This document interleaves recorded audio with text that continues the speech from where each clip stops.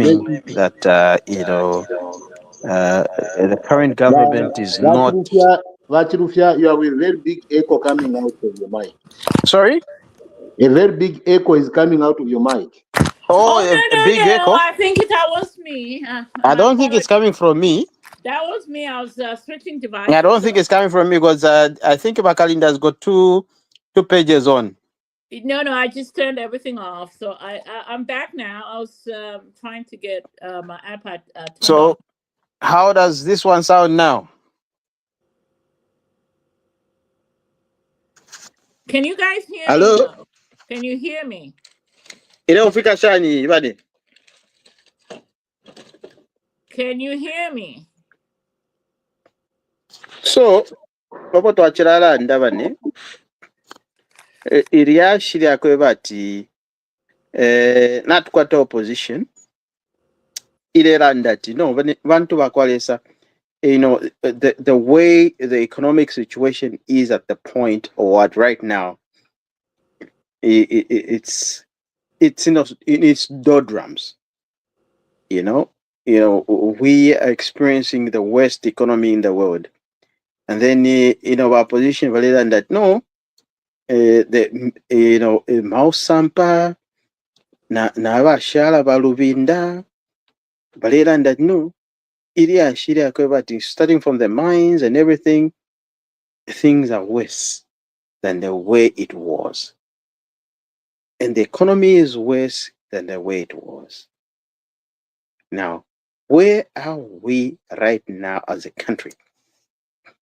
To the best, have we as a country gone beyond or below the norm or what the standard set for us?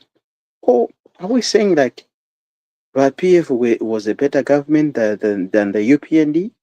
So those are the questions that have been raised among many, many, many other questions. Okay? I thought of just throw this one out there as as a question, or maybe as a fable, so that everybody can tap in.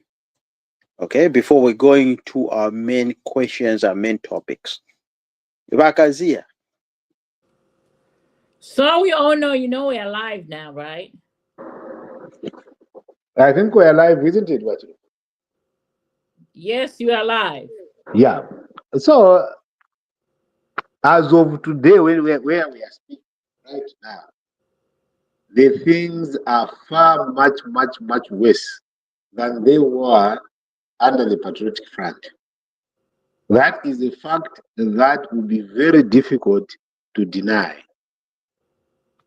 And in my opinion, government should start to focus into first working at the economic situation in the country to save the people. It is way, way in the ICU. Now, I'll point to a few things here that show to that effect. The disposable incomes of people have lost value by over 100%. The cost of living has gone probably over by 100% as well. What we seem to be doing is we still be talking about the plans to make things better rather than making things better. There has been also a problem of very serious political polarization, whereby the people in government, which is your UPND government, they have no time for any other person other than the people that support the UPND to get ideas of how things can be done. And that has also created its own problem. Instead of pulling in one direction, we are not pulling in one direction. We are experiencing a PhD syndrome. A pull him down and never a pull him up. I'll give a few examples. You appointed a new team right now. And I was expecting that this new media team that you've appointed would be more reconciliatory in their speech and probably be more professional. But the first thing I hear, the person who's supposed to be bringing that kind of challenge is to go after Honorable Given Mvinda and use very bad, demeaning language by a young man who I'm expecting that the way, if you look at the age difference even in our culture and what Marx was saying, I couldn't believe it because I was thinking that we've been accusing me of being a consultant, doesn't have the power to do this, but now they give him the power to make sure that the party itself re-energizes itself in a different dimension. And they start to giving very untrue statements. Statements that are outright lies. And when you open up the first time that you have been appointed and you go and literally demean someone who is at the level of a given vendor, to use words like takwatamano, they are failing to think. How do you even think that given vendor, even if he had ideas about supporting you, he would? And those of us that respect that kind of those kinds of people, we feel demeaned as well. And then the next thing that we do is we start to look around, how can we so hit back and point to the wrong things and stuff and the things that he should be able to also be negative. Maybe that way we are going to achieve peace. Where it says nonsense to nonsense at times brings peace. But for me, it is so sad. It is very, very sad that when things are where they are, we still want to use certain languages that don't build us as a people, as Zambians. I think what I've seen, which is causing the problem, is not really the ideas and things. It is the way we are talking to each other. The way we are talking to each other is a way that can never bring two people together. It's always the cats and dogs. So going forward, I'm thinking that government must start to look inwards to the extent that they see how they're going to deal with issues to do with the cost of living. The cost of living is in the ICU, and that is why people are crying around that.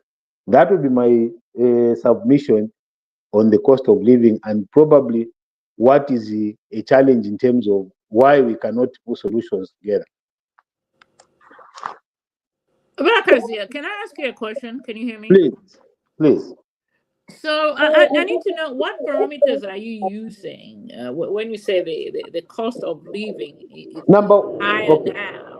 No, let me finish my question because I need to know what parameters you're using when you say, well, it's 100% Tenford. Because I mean, for me, I look at things through numbers. So maybe you may want to school me on that. Okay, that is a good one. What barometers am I using? Number one, I am using, first of all, what the disposable incomes looked like under the PF and under the UPND. Number two, the cost of the essential things, only essential, during the PF and during the UPND, in relation to what the disposable income looks like. And these are not deniable facts. Number one, we know that the exchange rate was at 17 kwacha. It's now at 29 kwacha. We know that the cost of milling, which is a staple food, was at 125. Now it's at 420, at 420 to 450. We know that the cost of fuel was around 17. It's now around 34. We know that when the exchange rate is not stable, people lose the value of their income. For instance, a university lecturer in Zambia right now, they were at $2,500 or $2,000 in 2021. They have now gone to $900 per month. The cost of cooking oil, the cost of sugar. And this is also a barometer which is sitting with the JCTI, the ones that give what the disposable income may look like for a family of 6. It was about, I think, 7,000 at the time. Now they've raised to 13,000.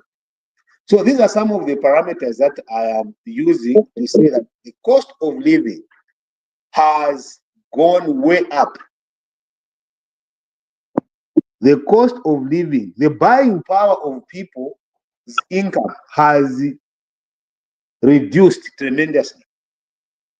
And these are the things that we talk about to see what is government's plan to make sure that this economic, the cost of living is addressed basically to essential things.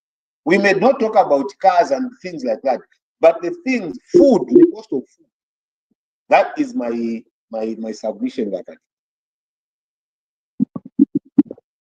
Let's go. I think Mr. Himwami, you probably are more equipped to talk more on this than most of us are over here. You are in Zambia right now. Bamwami.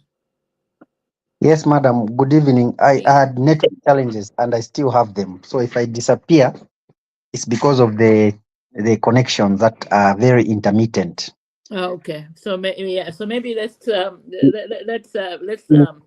get your input on this. So we are costing about the cries by the opposition in terms of claiming that the UPND government has failed in as far as the cost of living is concerned. They're saying it's 100% over than it used to be when the PF were in power. I mean, as somebody who is rooted in the community right now in Zambia, what can you say to us is the cry of people? I mean, nobody's going to run away from that fact that the cost of living is high, but what are people saying?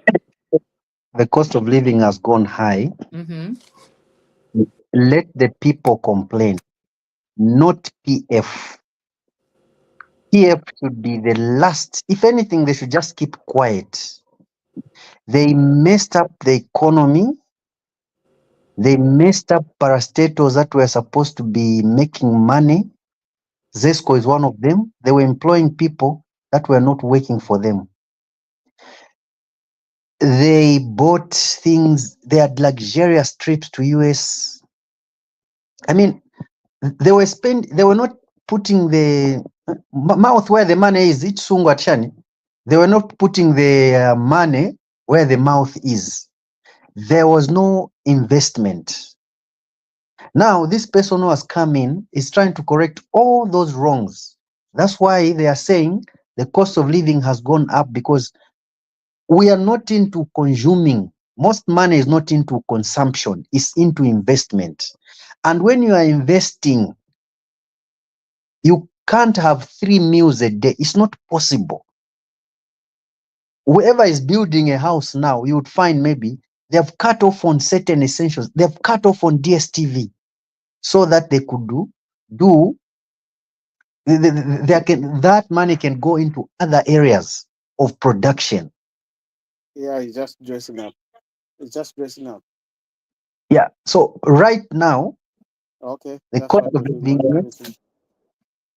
of living has gone up. But for PF to blame the current government, I think they are not in their right frame of mind. They should leave it to the people to complain.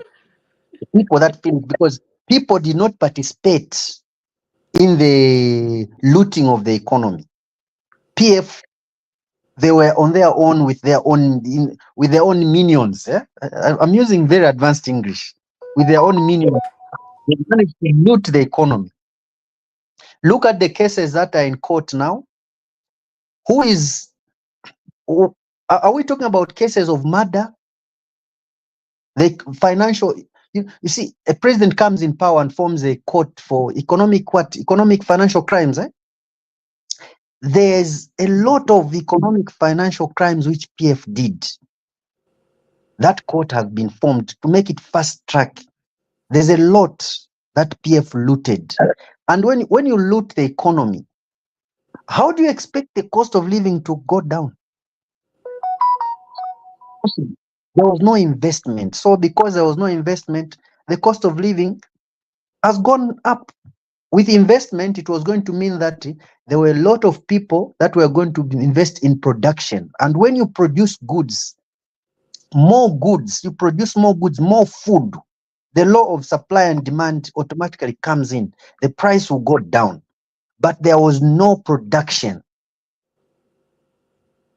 So how do you expect?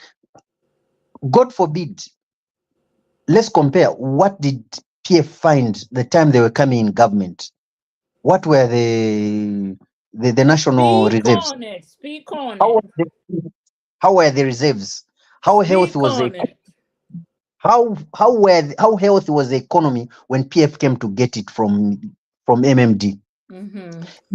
Going to be a shortcut of HH having picked the economy from MMD. We're not going to be in this trouble. We messed it up with PF. I yield. Can I make a bit of response to that, if I may? That's your job, sir. Yes. Let BantuTV speak on it, and then you come and do your. You can answer everybody, because I'm pretty sure BantuTV will bring on some points that you would want to. All right. Okay. BantuTV.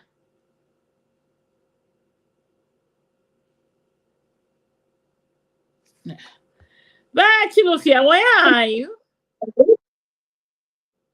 Hello, BantuTV. Vachanda valowa vachufya valefu kwasukani vena asukeni kai vachanda. Oh, sorry, buddy. I was taking my side. Some of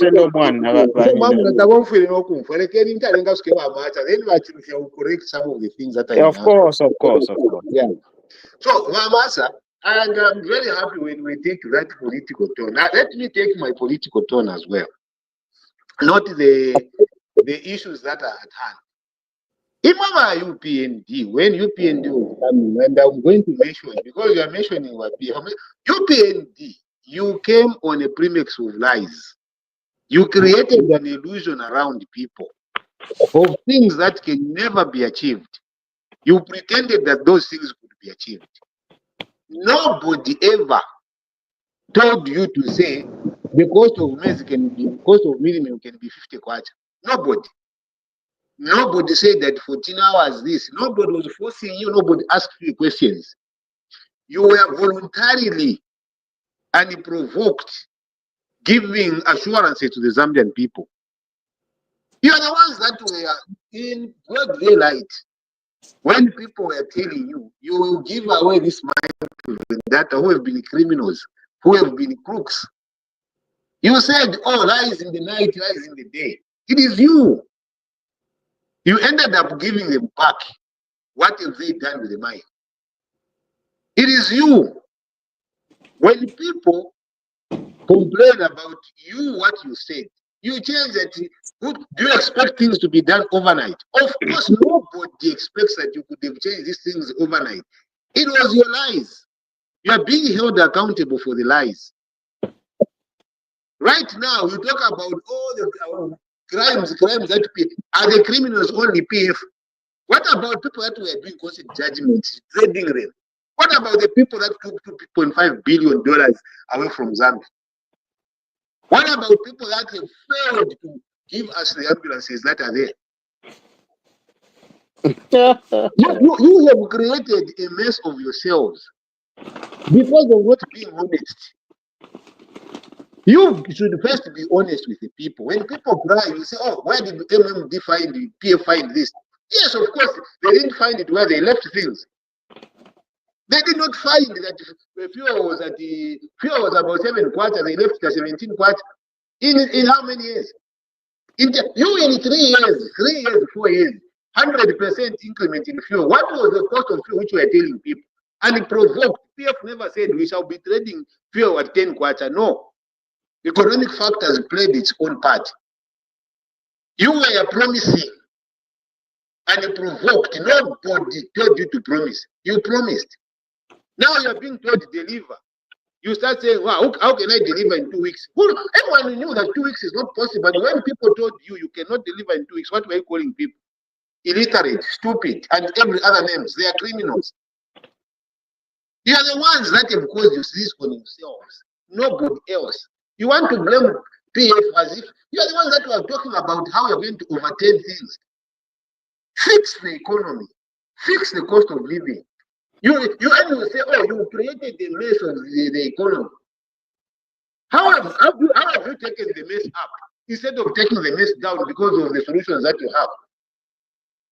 And then secondly, I must tell you a matter. If we are saying let's cut and everything, it should be for everybody. How come ministers, permanent secretaries like myself who are enjoying the same things, how come they are still enjoying the same things? Is it that the sacrifice must be for the Zambian people alone, while the people that are supposed to lead in the sacrifice are enjoying? In conclusion, the minister right now is the minister in Western province. His council chairperson was there talking about how he has taken his own people to go and run businesses there. What has happened? In conclusion, I think when we want to talk about on this forum, let's try to be solution oriented, what we can suggest that can help the current government to see things different. Let's not start to politicize ourselves here. If we want to play politics on this forum, yes, we can do that. But what assurances are we giving the people? What solutions are coming out of this program? Rather than just trying to throw mud at each other. I submit, but if it is about throwing mud, let's keep on throwing mud and see if it is going to lead to anything. Right, Lucia. I don't even know where to start because first and foremost, I think we've got topics that we need to start talking about, and I just came in because I was dealing with my son. I don't know what you guys have been discussing, in the last 2 or 3 minutes. You are the one that introduced the topic, so you can start from anywhere. So we're still in the beginning. Oh, okay. So anyway, Wakazia I think is a little bit excited. I know how he is. He gets a little bit excited when it comes to these issues. But in any case, we have a mandate as a government, and we have now. The first thing we need to understand is this: how is the UPND government going to move forward for the next 10 years or 10, 20, 15 years? Okay. And what's been done is we've restructured the whole media team. I think that's the first topic that we need to discuss. We need to start talking about how the new media team is going to provide a very fundamental role and a very aggressive in terms of politics and politicking and bringing out that information that people have been waiting for. Because the Zambian people have been waiting for certain information and they cannot get that information. Where are they going to get it from? So, congratulations. Our brother, Mark Somoe, is now the new media director for the UPND government or UPND party. Okay? But you're confusing the viewers right now. I think how am I confusing the viewers? We are starting on the topic at hand is the cost of living. We're gonna come back to like I said, I was out. I told you guys, like I was out. I was dealing with my son. Where are we? Yeah, I told tell me where you were. I told you you introduced the topic of cost of living, and that's where we are. So how do we jump from the cost of living to then congratulating Maximoy? But I cannot know where we are to ask you, like, where are we? I told you it's the cost of living. No. You said you didn't. Help me out in any case. Help me out here. Did I talk about Maximoy? and the appointment. The question is that can you comment on the cost of living? Then you Yes. can go to Max Usmue if you want Later, to that's a topic for another. Yeah. But Okay, fine. you I can mean, try the if thing. you told me that this is what we're talking about, I Which is would have. what I told you from the beginning, which it has been vetted Yes. in by Bakazia. I Do didn't talk you about have a Maxi. comment on the cost of living, madam? Yes, that's where we are. So let's just strict on Yeah. that. Yeah. No, the cost of living is actually in fact we're better off than where we were uh, uh, 10, 20 years ago. Because if you look at the fundamentals of economics, one thing that most Zambians don't understand, or some of us, that haven't studied world economics, we don't really appreciate how Zambia has been moving since 2021 until today. Some of us, we don't understand it. And it's not going to be understood not until, maybe 10 years from now, actually. Because that's how the world works when it comes to economies and economics and cost of living. In this current government right now, what are they doing? Okay, there's a challenge, and everybody knows that the cost of living has gone high. Everybody's we can all agree. We can all agree the cost of living in Zambia right now is high. What are we doing to mitigate this high cost of living? One, CDF. People are talking about it like it's a myth from like a Greek mythological kind of plan book. This is a Zambian pamphlet that the current government have given you.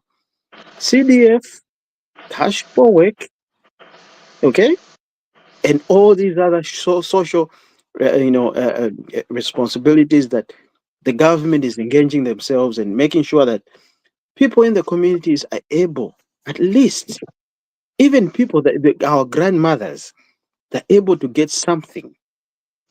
Okay, so if people don't, if you cannot align what the current government is saying or doing, then you don't understand economics. That's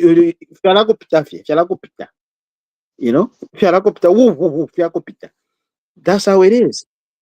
So this is cost of living. Cost of living, nyabantu, how are they living? Okay, if ama mitigations how imagine the kind of crisis that the government will be having right now. Ngatakwali cash for work, ngatakwali social cash transfer, ama funders their social cash transfer in the first place. They actually, you know what they did? They cancelled it because Avena PF balitampa okusenda endalama shira batampa okubika mu mapocket. Instead okupera kwa pina.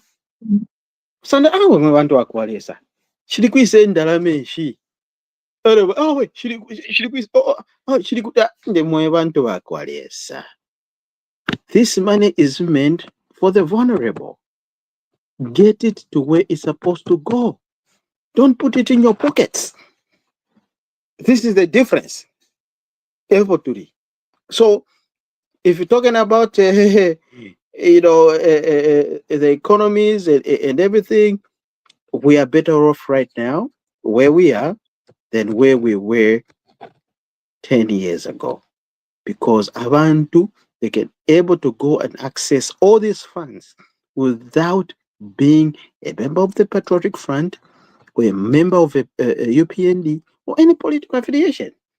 Kuyafiwaya, if mambuya bandi kukunani kane kusamfya kulya bye nawe me I'm grown ndala machine mish.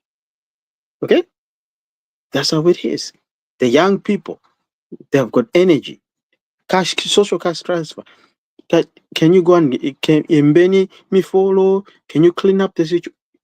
Whatever. That's the economy. Economy. Okay? I rest my case.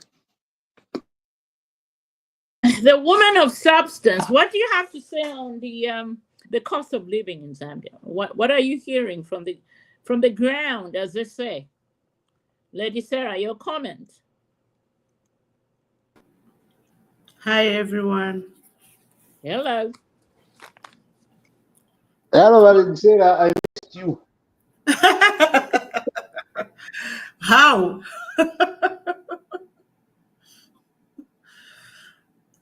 Right, and how did you miss me? I haven't been able to hear from you. So, but I'm going to Sakamana. So, it brings a lot of joy. So, I like that. At the point at which I am, I'm a very upset person with what is happening back home, because I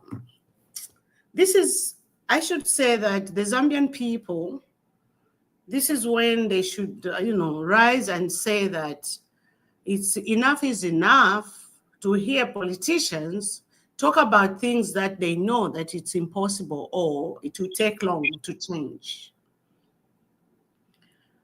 If you go back and see the campaigns of even our current president, that's why many people have risen up to say Ubufi or what. But they should tell us why things take so long and why things are not happening the way they promised they were going to happen. I know that we have people that have, what can I say? Even when they know the truth, they would be like sugarcoating certain issues and say, oh, it's because of ABCD. I'm going to talk about something that is at my heart, whereby people are even dying, leaving their money. We saw the president recently saying that we've paid all the retirees. People are suffering.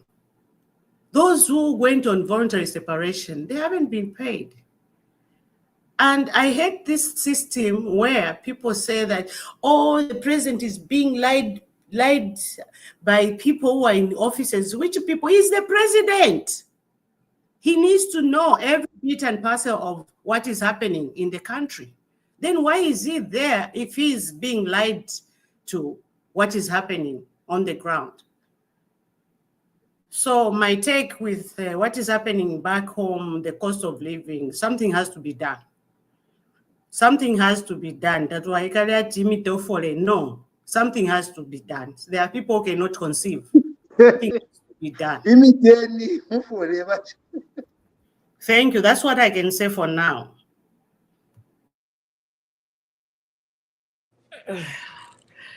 Well, numbers don't lie. I think before we even get to those, let's bring in people that haven't spoken. And I'm honored and privileged to introduce here my older sister. This is my biological older sister out of England. I think she may be just listening in, but let me just see if she wants to talk on that, or she just wants to say hello and she's listening in. Vinapi, can you hear me? I can hear you loud and clear. Good. You want to say something on the cost of living in Zambia? I wouldn't say much, but I would say that we were promised by the current president that when he comes in power, voluntary separatees will be paid. And we haven't been paid yet. Vinapi, that's where you are going, and didn't Yes. The same WhatsApp group never In fact, people should keep their promises. I can share a bit about that because I think I know about okay, you that. say a little bit, but let my sister say her truth. All right, let her finish. That's what I was just going to say. Joining in from the UK. Let her say her piece. No, what I was just saying is that when you are promised something, you are expecting, and when someone who promised you they seem not to be doing nothing about it, it's very painful or annoying. Yeah, so that's I relate with Lady Sarah. I'm also angry. Anyway, I'll just listen now. You are very upset. You don't want to talk anymore. You just want to listen. That's my biological sister, people. Anyway,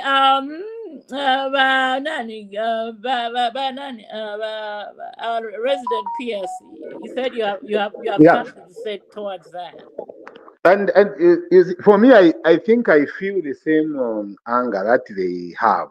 And because even when I was in office, I dealt with that case. I know it inside out.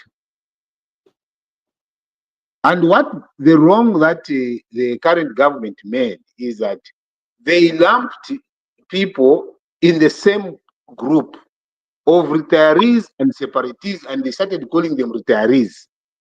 So when they said, "Oh, we've paid the retirees," they forgot that the retirees fall under PSPF.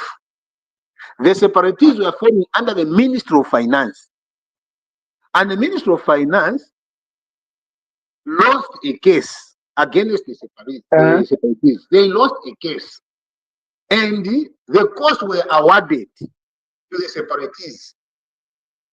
And that is why I always say, for this one, if government was to investigate, it also ties to the law firm which was representing them. The reason why they have a problem paying them is that they know who they paid, who is part of this government. They know they paid that person, and instead of that person first paying, and then also maybe challenging government to meet the legal costs of that, this person went and chopped of the money from the separatists. And that is why they're having problems paying them.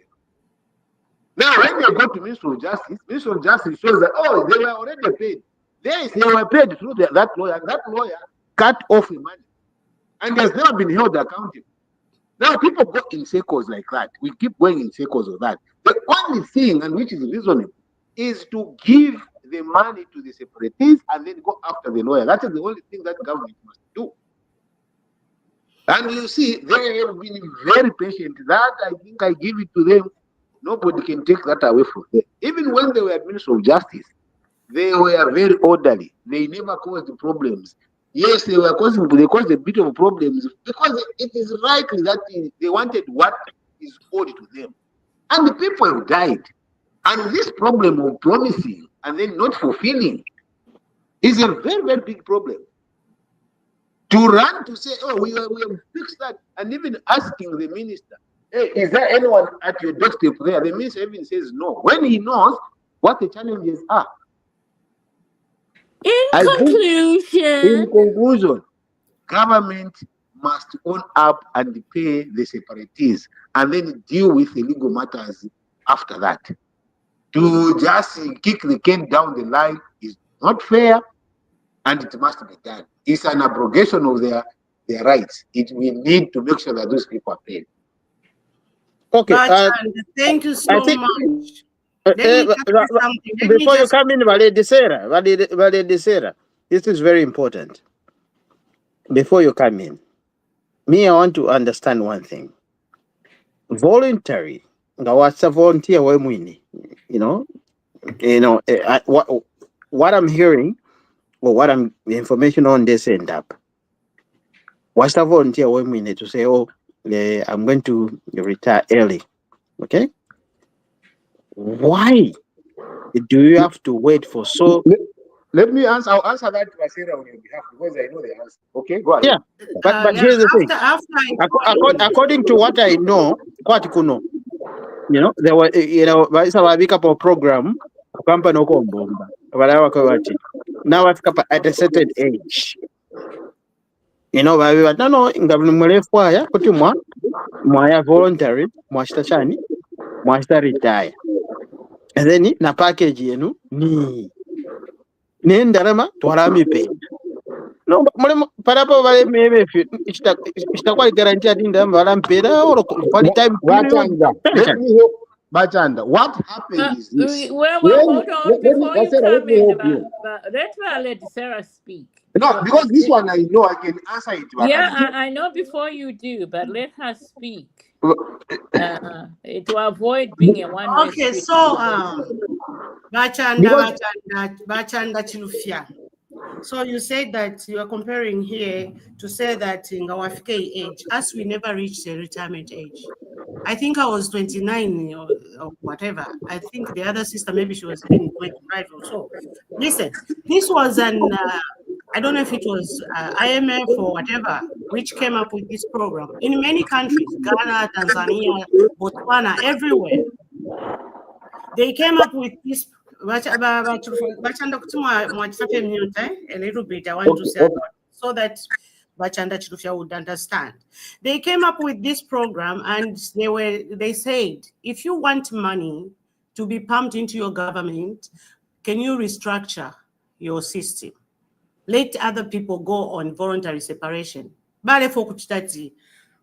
We are going to terminate, some people. No, let them go on voluntary separation, those who want to move from the civil service. And we opted to that. And they pumped in money. And the money was not coming from the Zambian government. The money was coming from these organizations to pay us the packages, of which they did. They were paying according to how long you have served in the government. Myself, I served for 10 years. Others 7 years. Others 15. Others 20. So they paid us, okay? They paid us the portions. And we thought that was all. Okay, and we were excited. I even bought the house in Ndola through the same money when Chilwa gave us that opportunity.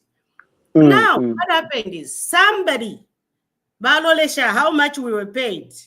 We were paid quarters of what was entitled to us. Wukabolala, corruption. You understand? And this person said, okay, what do we do? That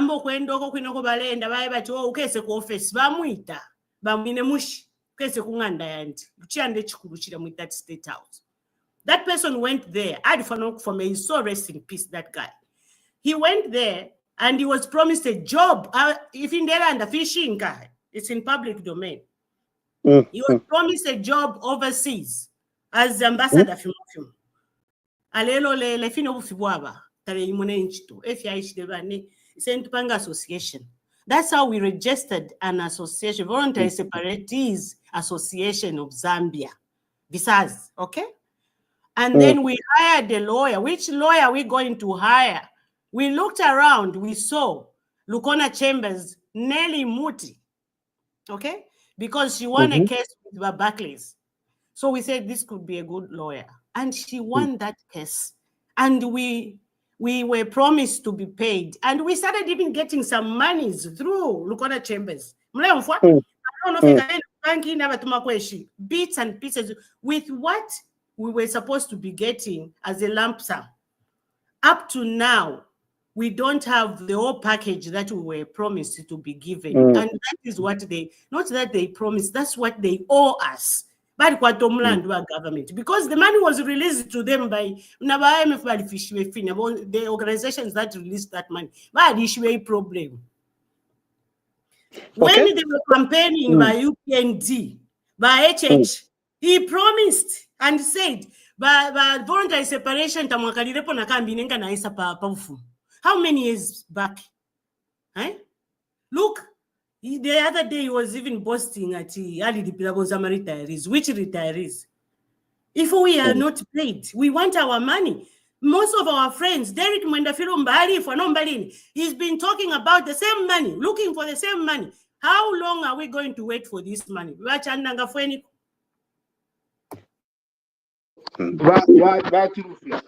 thing that you have to understand, it is like Mwapanga a wrong computation to pay people. All of us are issued, but the formula should have been 3 months pay for each completed year of service. Now you have given them 2 months pay each completed year of service. So they say, wait a minute, this is an underpayment. Even if he has not to win, now to pay them in the last 1 month for each year service. That is what we are claiming here. Now it's a different kind of claims that people had, which were verified. If you know IMF work at home and you buy them, look at what they did when UPND was coming in power. You thought that they were going to be a solution. What did they do? Oh, restructure. Let them in the lama. They shift the goalposts. President, current president. When we remind you that I am a structuring, they will always kick the can down the line. When you have succeeded, they will use the human rights issue. That is what they did. They paid for this money, but then they had advised government to change. Instead, government should have actually kept the people on the payroll and just retrain and deploy, but that was not the case. So you see that I'm a share war. It is the money that they legally entitled to. If the man was paid to the lawyer, let government pay the separatists first, and then go after the lawyer to know why the man has not been paid. If government paid the lawyer. So it is a question that cannot go away just by the question of our promises. Our promises, but no promises. There are no promises. You don't even go through to check to say if you shall the promise, is it possible that it can be fulfilled? And then you see, like under your bembe,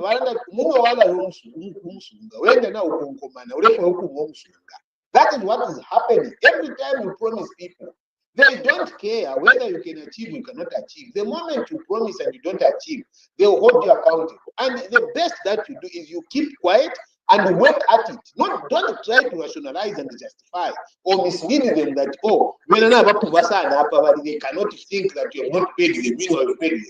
That is why if you see the chairperson who is there, he is mad about it. He doesn't say, we are not at the justice, not that we can't go there, but we respect the processes. Pay us the money. So, promise and fulfill. In conclusion, shall we move on from this topic? Unless if our man in Zambia has a final say, because he's been quiet. Hopefully his network has been has enabled him to listen this far. If he's not, we'll move on to the next topic. Bamwami, are you still there, my brother? Yes, I'm here. The network is fluctuating, but I'll say this about the voluntary that association, eh? Mm-hmm. Nelly Muti is alive. Why can't that association pin Nelly Muti? Mm-hmm. Nelly Muti is alive. The association, the association cannot pin Nelly Muti because Nelly Muti was representing them through the Ministry of Justice. Nelly Muti is an officer of the court. The people that the separatists won the case against is not Nelly Muti. So how do they go to Nelly Muti? They go to the people But that I thought Nelly Muti was the lawyer, wasn't she? She was the lawyer? representing them, and then when they won the case, look, she was. Listen, Moneni, let's not confuse people. Can I answer She this? was representing. Can I separate. answer? You are dealing with somebody who is directly involved, and my name is there. This Vanelli Muti was the lawyer. She was the one who won even the case.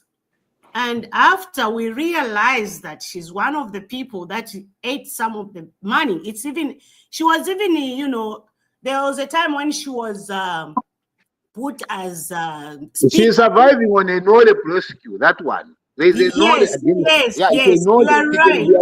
So even the time that she was, inaugurated as Speaker of the Assembly, Laz produced a letter to say they are not part and parcel because of the 3,065 people that she took her to court over certain money, and that's us. But they are not agreeing with this appointment.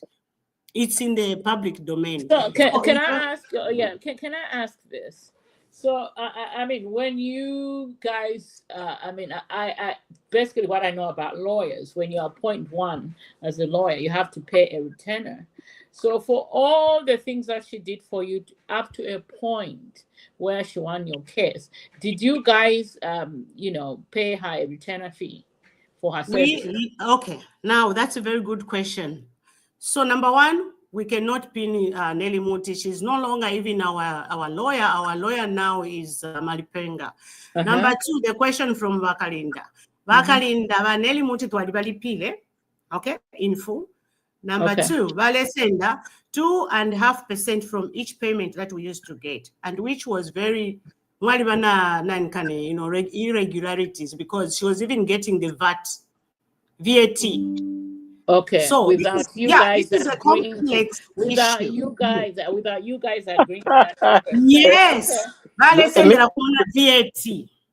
My sister, she's here. Alaba nani kani nani kani. Me, what I can tell you is this: I wish I was a lawyer. I'm telling you the truth, because me, I wish But you are not even, you don't know anything about this, and I'm in good position about this matter, because this matter. Oh no, sorry.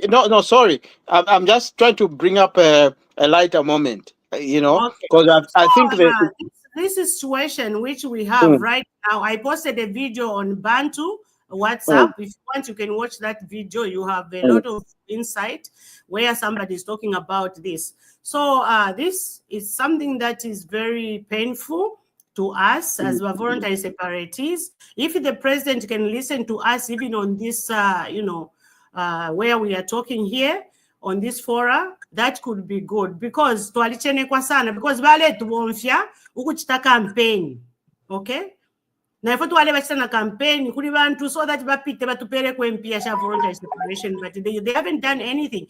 Let me tell you one thing. When Mwanawasa came, this happened during Chiluba. When Mwanawasa came, I'm telling you, may his soul rest in peace. Mwanawasa continued giving us some money from the whatever they owe us. He continued giving us some money in the accounts. I'm not lying. My other sister is here. You go to Stanpic, you get some money. When Lupia came, Lupia continued. When PF came, PF continued, but at a very less, amount. But UPND, not even a single penny. Not even one ungwe. This 2021, not even one ungwe by UPND, not even one ungwe. If I'm lying, somebody should say no, by you to pay. Me, I haven't received not even a penny. But with the other presidents, after Chiluba messed up with our issue, they've been giving us something. But him, nothing. Not even in Ngombesho Pera Patricia, nothing. Patricia. I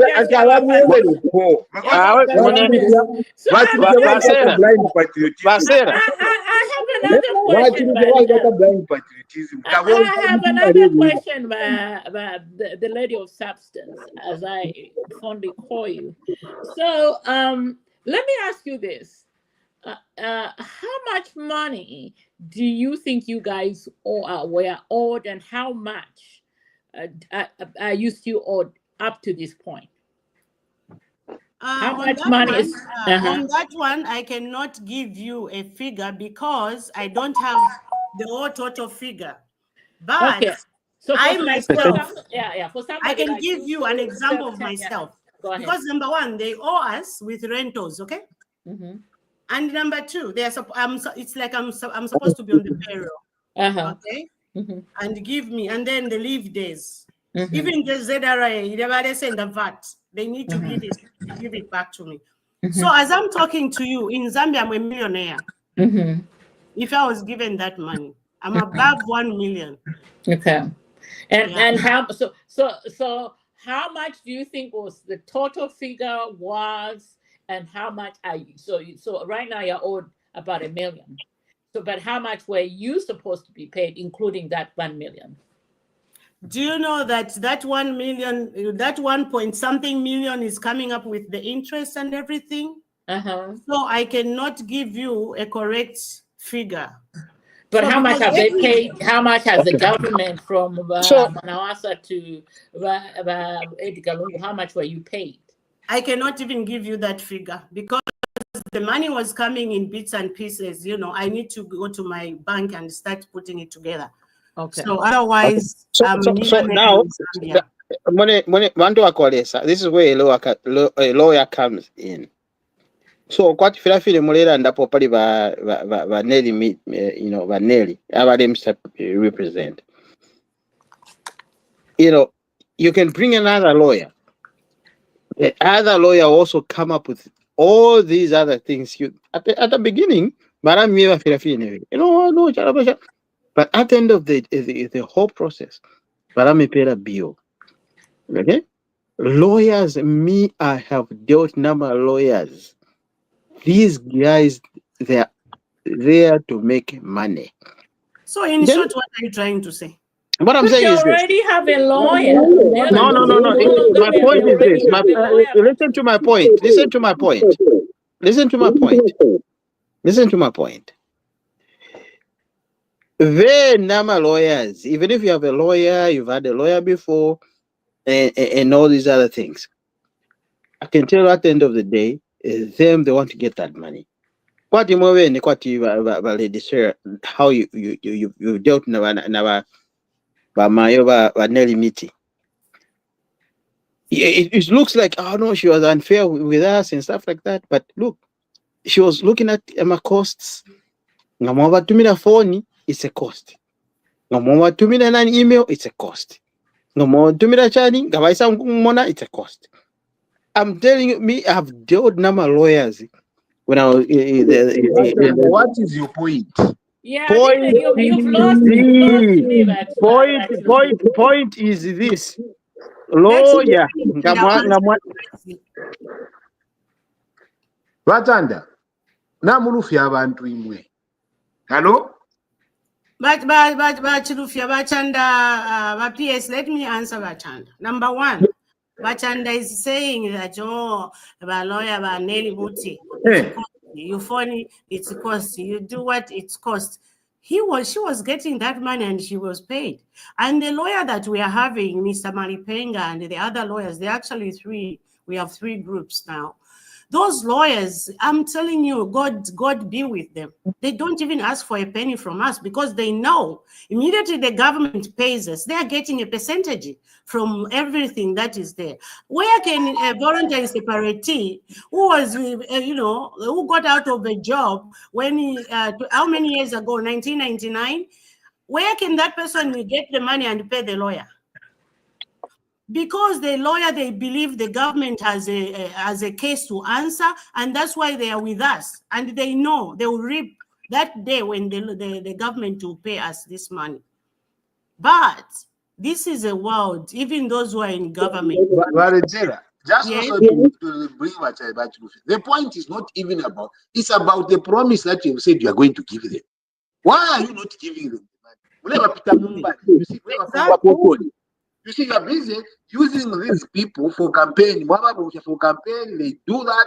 They spend money, they make connections, and say, okay, maybe for now we're going to be given everything at once. They were not saying UPND when you are campaigning. You never said we'll continue the same platform of giving them bits and pieces. No, you said we are clearing everything at once. So this is you gave them a new hope which they didn't have. Then when they complain, you want to lie to them further. Just give them the money and keep quiet people. Right. Okay. Well, so let's put a lead on this subject right now, and move on to the next set of topics, because we have quite a lot. Yeah, Sister Kalinda, before you go any further, I just want to use this platform to talk to our current president. Mr. Hakainde Hichilema bale umfwa. Bakwate kolusu. You see, they can give 100 and something cows to Patricia. Those cows can make a difference. They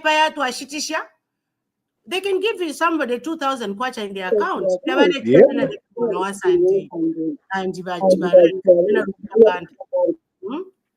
Uyu Mwaichoya Anthony Bwadia. Anthony Bwadia is somebody that I used to talk to.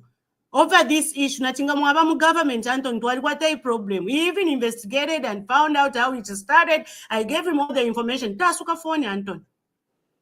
Since he was the bali mpomba kotoni bali mpomba kotoni. Ngombe saba Patricia Scotland, I agree with you. Kwipa yafe ngombe mwapera abantu amavoice. The number of animals that are there can okay. I get it. So let me sum up this. The people that are joining in, okay, this is what I've understood. So the issue is we have thousands of separatists that went on voluntary separation in the Chiluba era. The World Bank gave so much money, but they were shortchanged in terms of their dues, and then they ended up going to court. The court sided with them. That money hasn't still not been paid to the separatists. The then lawyer got some, kickbacks and stuff out of that. That's what I understand from it. We're still here. They were promised money. They still need to get paid. So the problem is not going to go away. If you are a government appointed person, let's take a look at this and find money to pay them. Let's not look back and say no. The issue was with Manawasa. Manawasa should have paid them, or Banda should have paid them, or PF. You guys, we are in government. They need to be paid now. Thank you, Sister Kalinda. Did I get that summary correct? Yes. Thank you. So you've forgotten just one more thing. That in that summary, I'll add that please let's give the gifts to the Zambians, not Patricia Scotland. Shall we move on? Let's move on. Forget about Vakasi. Shall we move on to the next topic?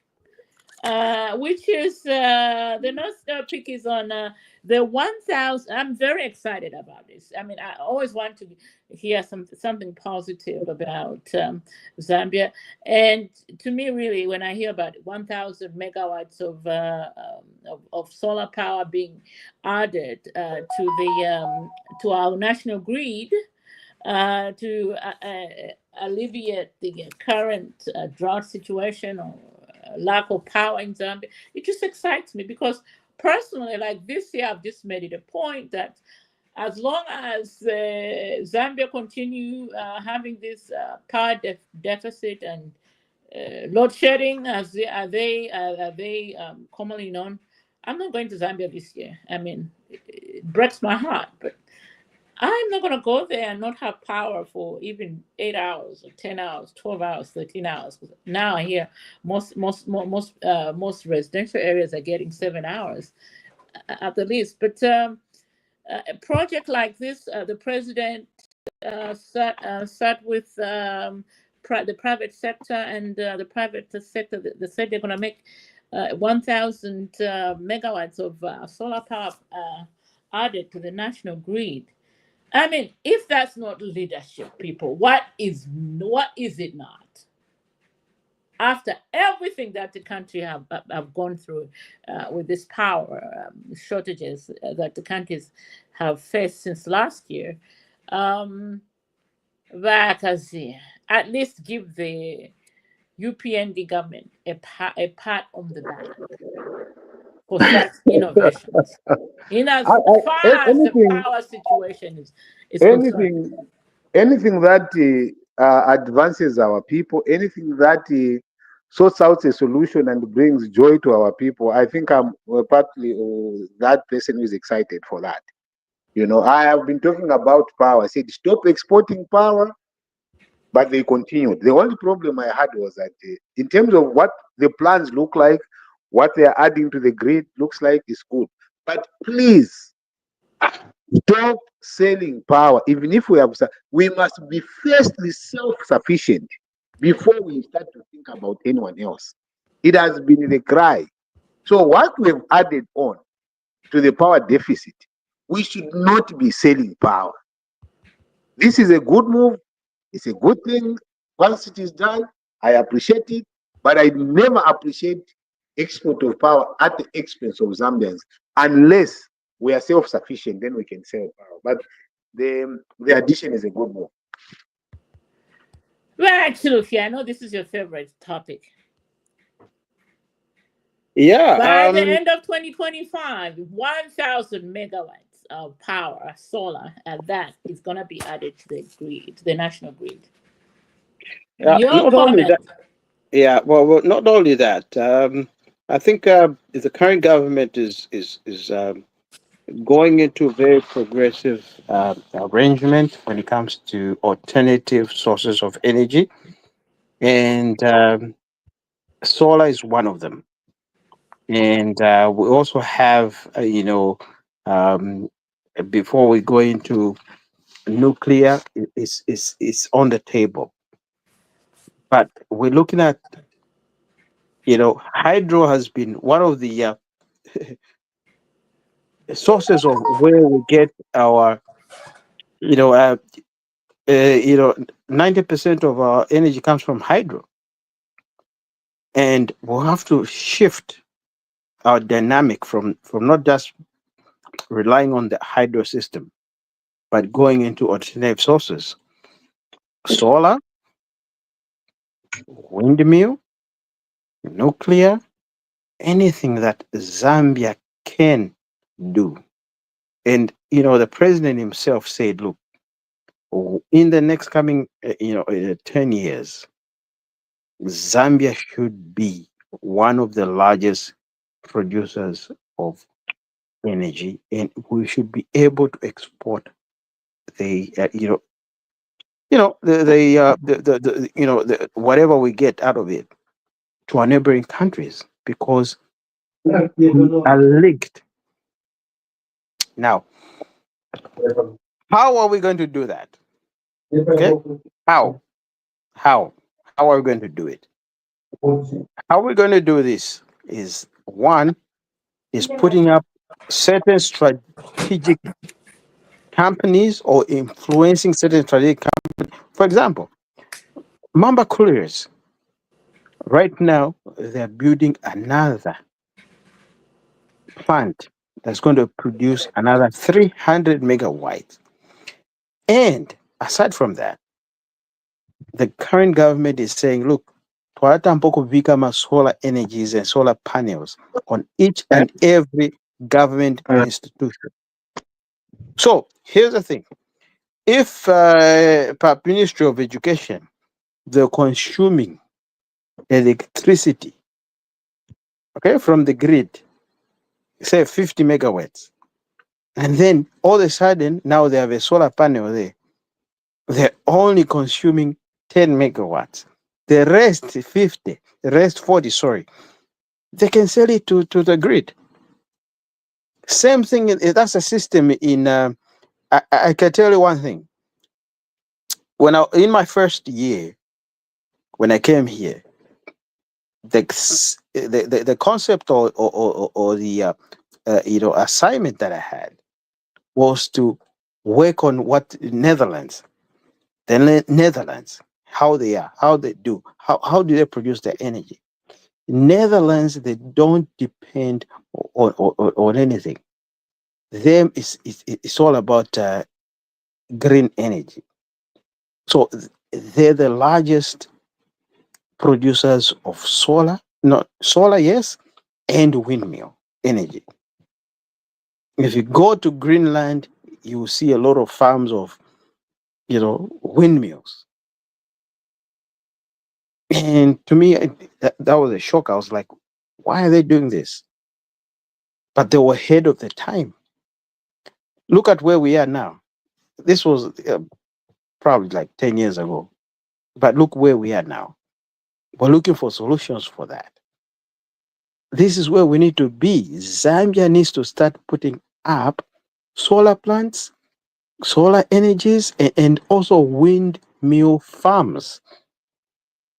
So a windmill farm, meaning you can set up 100 megawatt of windmill farms, and then you'll be producing. They don't need any other sources. Marata mpokulima mataba. Without Zesco is not in the picture. You don't have to worry about Zesco. Okay? So mwatambo kulima mataba and everything and all that other mineral fingi. So the point is this: alternative energy sources is what we need to be looking at this point. I raise my case. Brilliant, Mr. Himwani. Right now, live from my father's backyard village Yes. in Shigatende. In Sugatende, Shigatende, my father's village. there is a plant, a solar plant that has been Yeah. constructed, and we shall be contributing to solar very, very soon. You know, energy In is power. Shigatende. Yes, energy is power that changes places. Anything that is meant to change the scenario about power in Zambia is welcome. We've had we've had a fair share of load shedding, a bad one for that matter. And if there is anything that is happening to change the narrative, let it be. The other thing that we can also do now in Zambia is to make use of the waste that we are generating.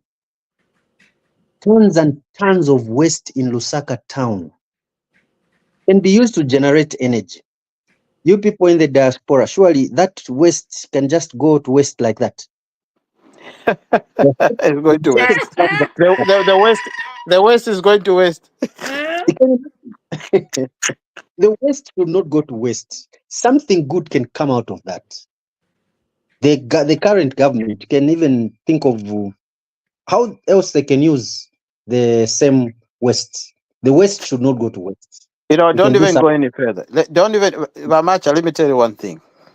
I had some partners in Australia and everywhere. You know, there were people that were willing to bring technology. Zambia. For example, Pamarabo Paria. That Marabo, they make it into a productive company. It will be like quite an industry. But you employ everybody. They start bringing in all those things. But it's a big plant. You know, that was the concept. I presented, like, it was like 4 years ago. I presented this concept. You go there, a big, huge, a producing company, whereby they bring, instead of industries, but they're bringing it right there. The industry is right there and there, where you can make if into pusana, okay, and it's recycled in a proper manner. It's right there. Pamarabo parapen big up a plant boom. Much big up a boom. To operate. Can you imagine how many people you're going to employ? Can you imagine how things are going?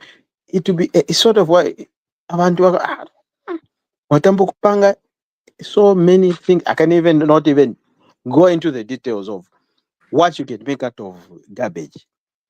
Yeah. Okay. I cannot even go into those details. But I sat down with all these guys, brilliant guys, and they told me, "Get Chanda, we can do this."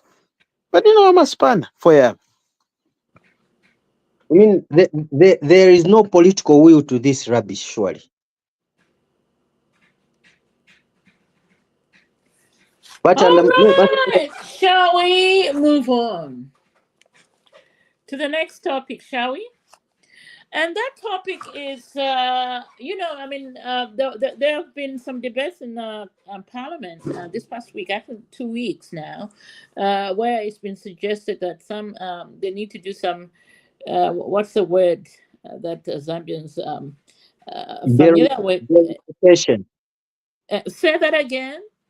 Delimitation. There you have it. Delimitation of constituencies. You know what? I'm so bad. Before we go there, the lady of substance did not contribute to the the news about the solar.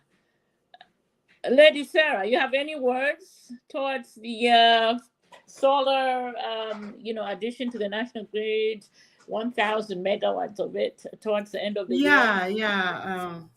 The only thing I can say is that it's a good thing. It's a good thing that has happened because I cannot be paying for DSTV and people are not watching. So yes, yeah, absolutely. so I told my sister, switch it off. I'm not going to send you money for DSTV. But now, if they are having solar, you are a nice sister. You send money for DSTV? Yeah, they need to enjoy life. You live once.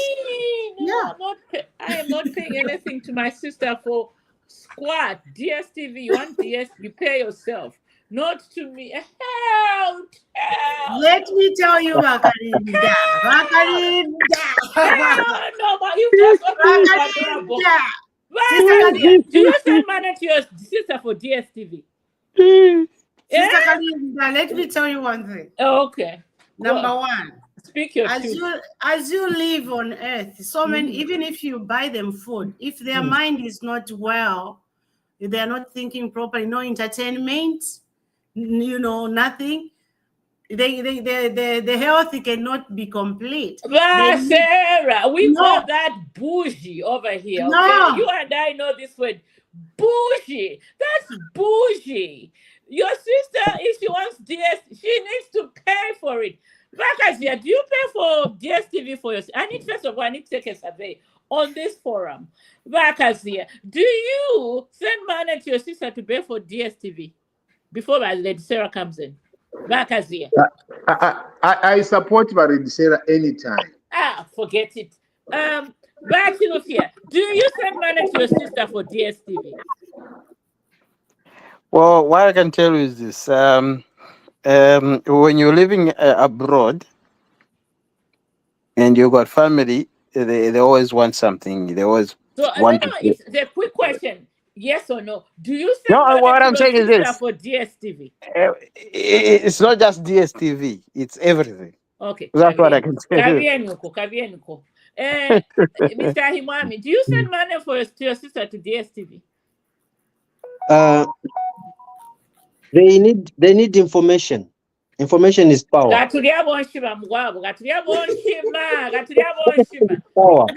my older sister in England, I know we don't send money to our sisters for DSTV. I might help with rent.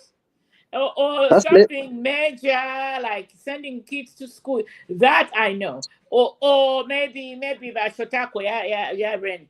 Something happened.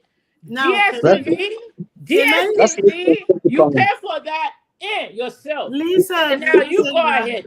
All I'm saying is that you are bougie. All I'm saying is you are bougie. Go ahead. Listen, my sister. Bougie. Even if you don't pay for that bullshit, I do. Did you just say that word? I want my sister to be happy. Okay.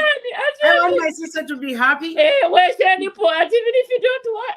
Even if you don't pay for that bullshit, I pay for it. I tell my sister, okay, now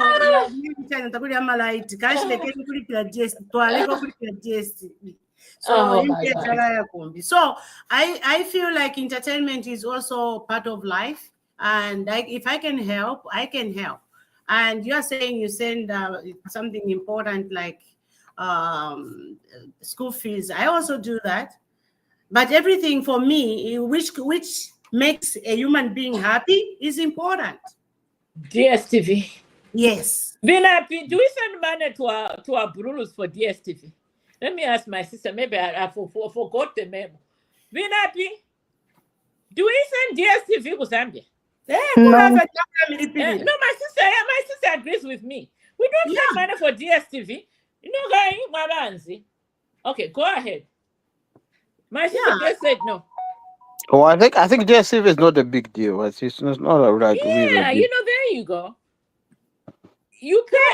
He's saying that it's not a big deal. You can pay. He can pay for it. That's what he's saying, Chanda. He's saying he can pay for it. It's not a big deal. Why are you agreeing with him? Well, Like, listen. What I'm saying is this: it's not like a real topic, and we're gonna start here to talk about it when we got so many topics that we need to deal with. Oh okay. yeah, we need All to right, make this let's move on. program light, Rachand. Yeah, we needed to make this program light. You know, yeah, we have to get the program. Anyway, let's get on the next topic at hand, which is the we were talking about the delimitation of some constituencies, which I personally, I mean, I'm not even sitting in parliament. I agree, but the opposition make it look like it's the most horrible thing to ever have happened in the country of since the beginning of our country. And yet, let's just be honest. This is a program that was even started by the PF themselves because guess what? Some constituencies, for instance, like Shangombo, they're too vast. You can't just have one. You need to, divide them into two for them to be manageable. Dundumwezi, it's vast. Even my mother's village, Lugwalo, Guadugualo. It's vast. It has to be divided so they can manage it properly, and the right resources can be pumped in, so these all areas can develop. But the opposition, they want to make it look like, oh, this government is twinking on numbers because it has to do with the elections next year. I mean, I don't see it. I don't see it. I mean, I support it wholeheartedly because I know that some constituencies, they're not just fast. Access to them is a nightmare because how can you explain why it would take somebody traveling from what place is that? Kalindawalo in Lundazi and going all the way to the other side of the Lundazi constituency, almost 2 days to reach there because the roads are not there, or just the air transport is non-existent. Something like if you subdivide or divide that constituency into two, it will make traveling and reaching to some of those areas easier because, I mean, granted, constituency development fund is how much at 36 million kwacha now. It's probably some of those funds will be used, to try to upgrade some roads into, gravel. So just can make traveling, easier. And then, some, will get government offices and stuff like that for people's access, like clinics, schools and everything else rolled into one. So, I mean, I don't see why any sane person would then come up and say, no, we shouldn't do that. Let me go to Mwami. Your thoughts on delimitation process? Delimitation. Yes, that's a buzzword in Zambia right now. Delimitation is simply an activity that should happen before any election. It's legal. Mhm. It's one of the steps in the electoral process of Zambia. Mhm. You identify the need for people to be represented adequately and Mhm. ably.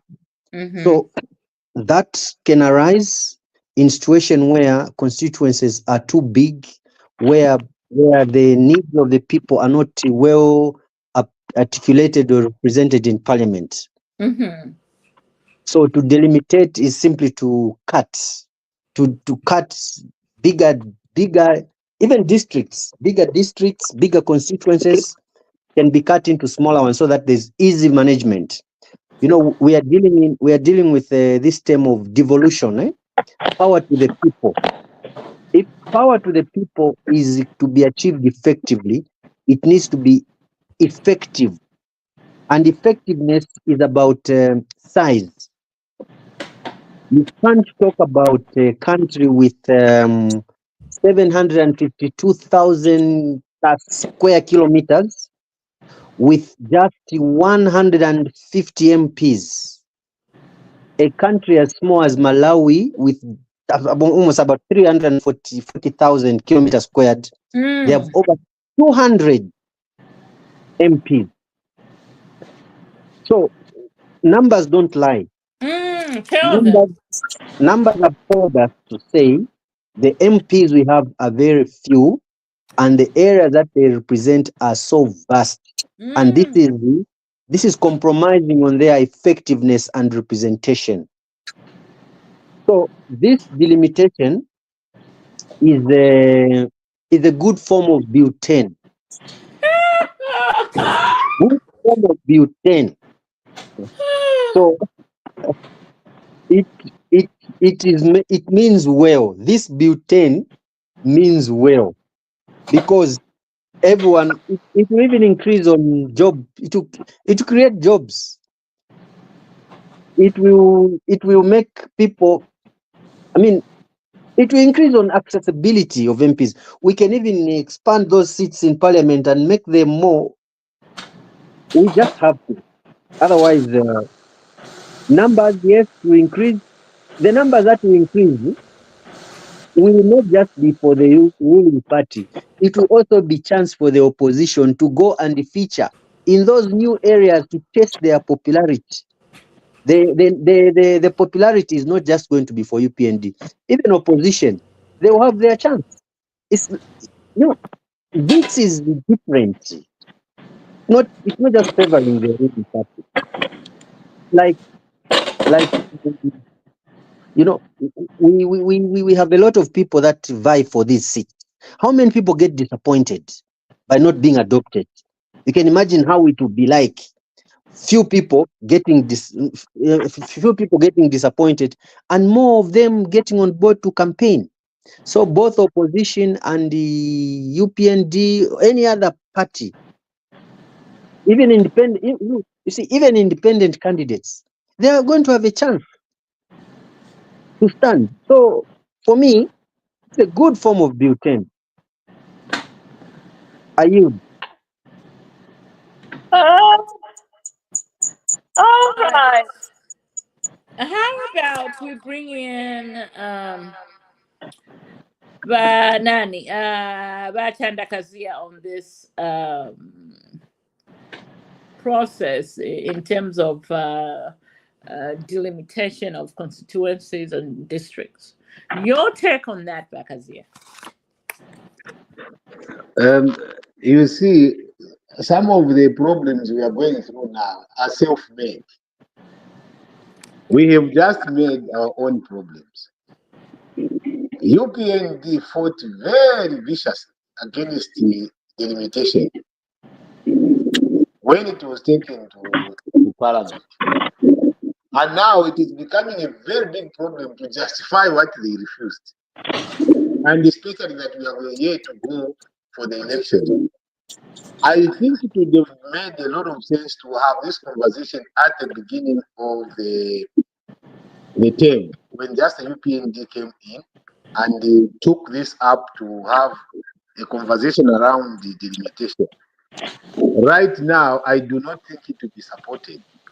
And secondly, I think it is also a huge cost because you have to tamper with the constitution. And trying to tamper with the constitution right now, I don't think anyone will try. And I have seen the Honorable Mwetwa and the State House have released a statement that there will be no constitutional change. There will be no constitutional amendments.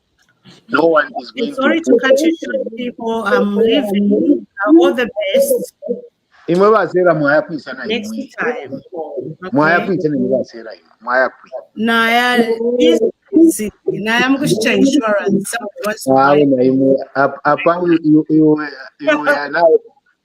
There's no one to save me now after you've gone. Oh my goodness, Bakazia. Bakazia. Wish me the best, Marcela. I'm wishing you the best, Bakazia. Thank you. With my sister Kalinda, I'm wishing you the best, guys, and I love you. You make my day every day, especially Chanda Chirufio when he's arguing with me. Lawyers are not needed. Yeah. So, all right, then. Have a great day. Wish me like I sell this policy. It's a 1 million US policy. Go ahead. Make that moolah. Make the moolah. Thank you. Bye-bye. Yeah. Bye. So, So, as speaking to the issue of that will not happen. Yes, it's a good thing to delimitate so that we have more constituencies and we have more representation. But I think it's a good thing to do, but it's just a wrong timing right now. It's not something that can be done now because of the processes that are involved in changing the constitution. And then also to look at how do they expand the National Assembly. Because one of the things that has been a conversation is that that house is too small. If you're going to delimitate and they have more people, then where are they going to sit? So some of those things are challenges that were there. But at the time that it was brought in, there was a lot of push around making sure that everyone is there. But the current government refused completely, and they put it back. And there was a huge party where they were singing and dancing to the defeat of Mambo. If you remember that song where people were quite drunk and they were having fun to defeat the same thing that they're trying to bring up. I don't think for now it's something that can be done. Maybe for future. Let's keep it for future. It's a good thing to do. Chilofia. Yo, Mkwai, Lady Sarah, thank you very much for attending. But Moneni, I think out of all this, there's one bigger picture that we need to look at. Charles Zambia has been prosecuted by the opposition for a long time, and we need to stop it. We need to stop it because we need to start thinking about how we're going to be able to sustain ourselves in the next 50, 100 years from now.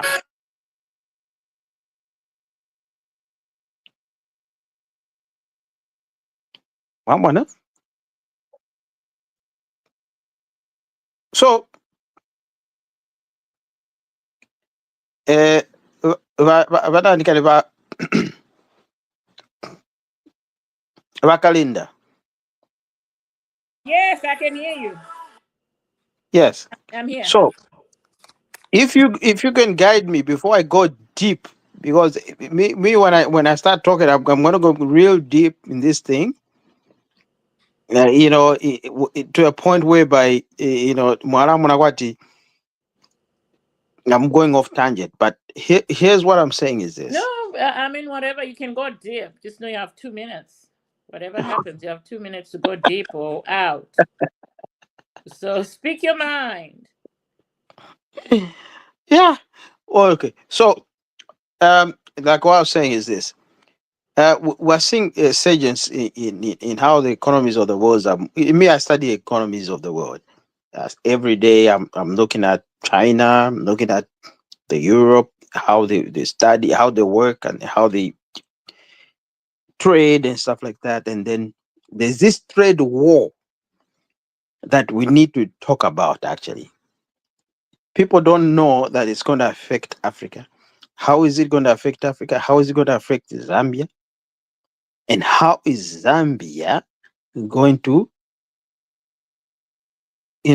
find solution for this thing? We need to be thinking ahead. Because I can tell you one thing. Uria Trump issue. Yalanda, no, we don't want to be sending any more RVs to Zambia. Okay? Zambia needs to find their own sources. And then we have a leader that can sit down and say, look, I will go and reach out to other places where these things are built or made or stuff like that.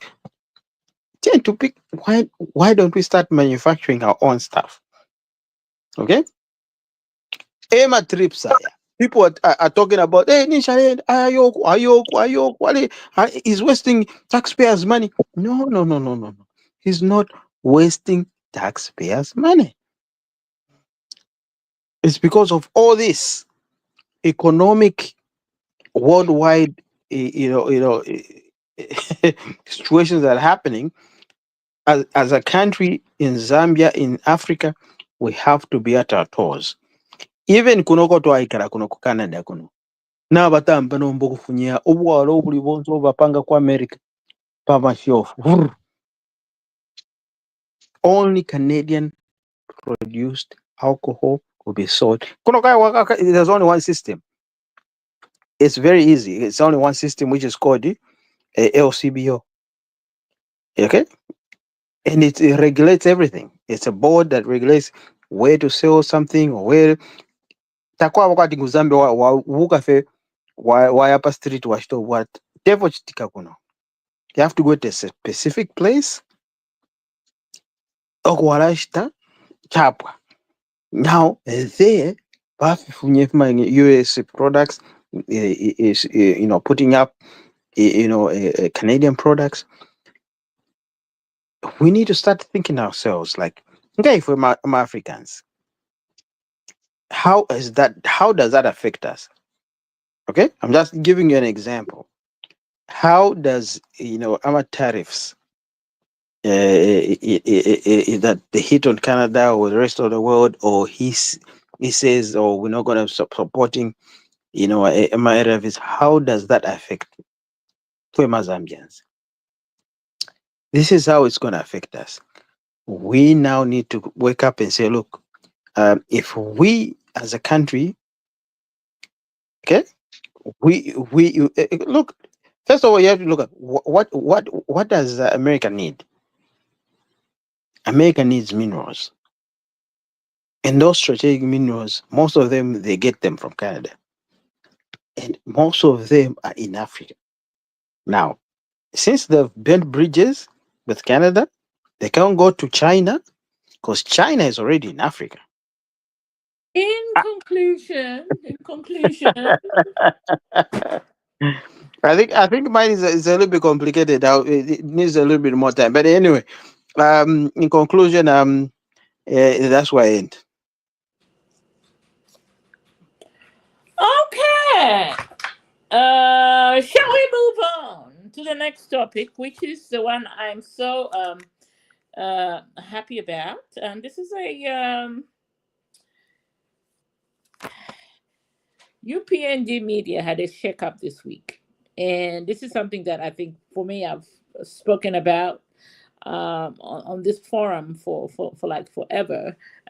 It's something that should have been done. I would say the first year of 2021. Instead of waiting in the sunset of just before the next election. So we saw Ruth Dante, who is my friend actually. She and I go way back. From when we were street reporters in Livingston. I think they'll send us somewhere. That's just, I mean, I know it hasn't been announced yet, but I think for her contribution to the department, or they'll have to send us somewhere. You can't just, I mean, she wasn't, everybody agrees she was not effective after the election. Even I, as a friend, said she isn't effective. We need a new blood in there. So we saw Maximo coming in as, and I can just imagine when somebody on this forum heard that name, his blood was boiling. So Maximo is a new media director under the UPND party. And then his title as a consultant has been left to what I would say somebody from Shibuyunji, which is just behind my father's village, Shikatende. This is Oliver Shalala. He takes over that post as a new consultant, and then we saw the sports minister being infused in as the party deputy spokesperson. And I mean, for me, I mean, Maximo by by all accounts, I mean, I think he talks well for the Zambian masses. He's a lawyer by profession, I think, right on that one. And then Shalala is definitely a media personality that's been doing media consultancy actually for the longest time, and has for the deputy party spokesperson, the minister Elvis Nkandu. I think he speaks well for the Zambian, consumer. It's about time. The only disappointment that I have with all these posts is that I don't see any women. I mean, you can't take out one woman and bring in three. Come on.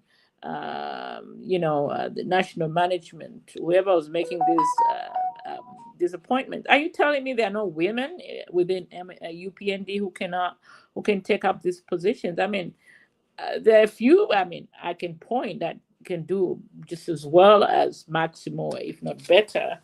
Or I'm not going to speak ill of Oliver Shalala. He's my brother. We speak from time to time. But yeah, gentlemen, these appointments within the UPND media department, your take on them, I think it's only in order for me to bring in to speak on it first, just because I'm biased like that. Mr. Mwan, the appointments in the media organ of the UPND. What do you take of the names that have been appointed in there? Your take. Let's start with Maximoy. I guess we've lost his network. Bakazi, I know you are the person whose blood was boiling the most. But why would the blood be boiling? Just the name of Maximo. No, how can my blood boil because of Maximo? You have been speaking the loudest on him. So but now whatever I said, I'm giving you the platform.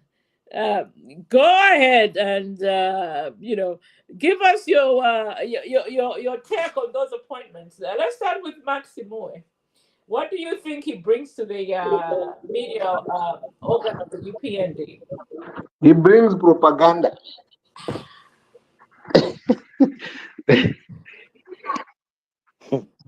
Okay, that's it. Nothing else. I guess we've lost him. Well, he cannot say anything else, because he knows that. Look, a person like Maximo, who's versatile and somebody that's well spoken and somebody that can articulate and present government, information or ideas to the public, whereby per market can understand it. So the market should be able to understand it. He's a guy that can do all those things. Now, people have been trying to shun or to shield him for doing this job for a long time. And he just came at the time that, look, there's nothing wrong with Mayowa Ruth Dante. She's done a job. Sometimes you need to move in with the times. And the times is you need to bring in people like you.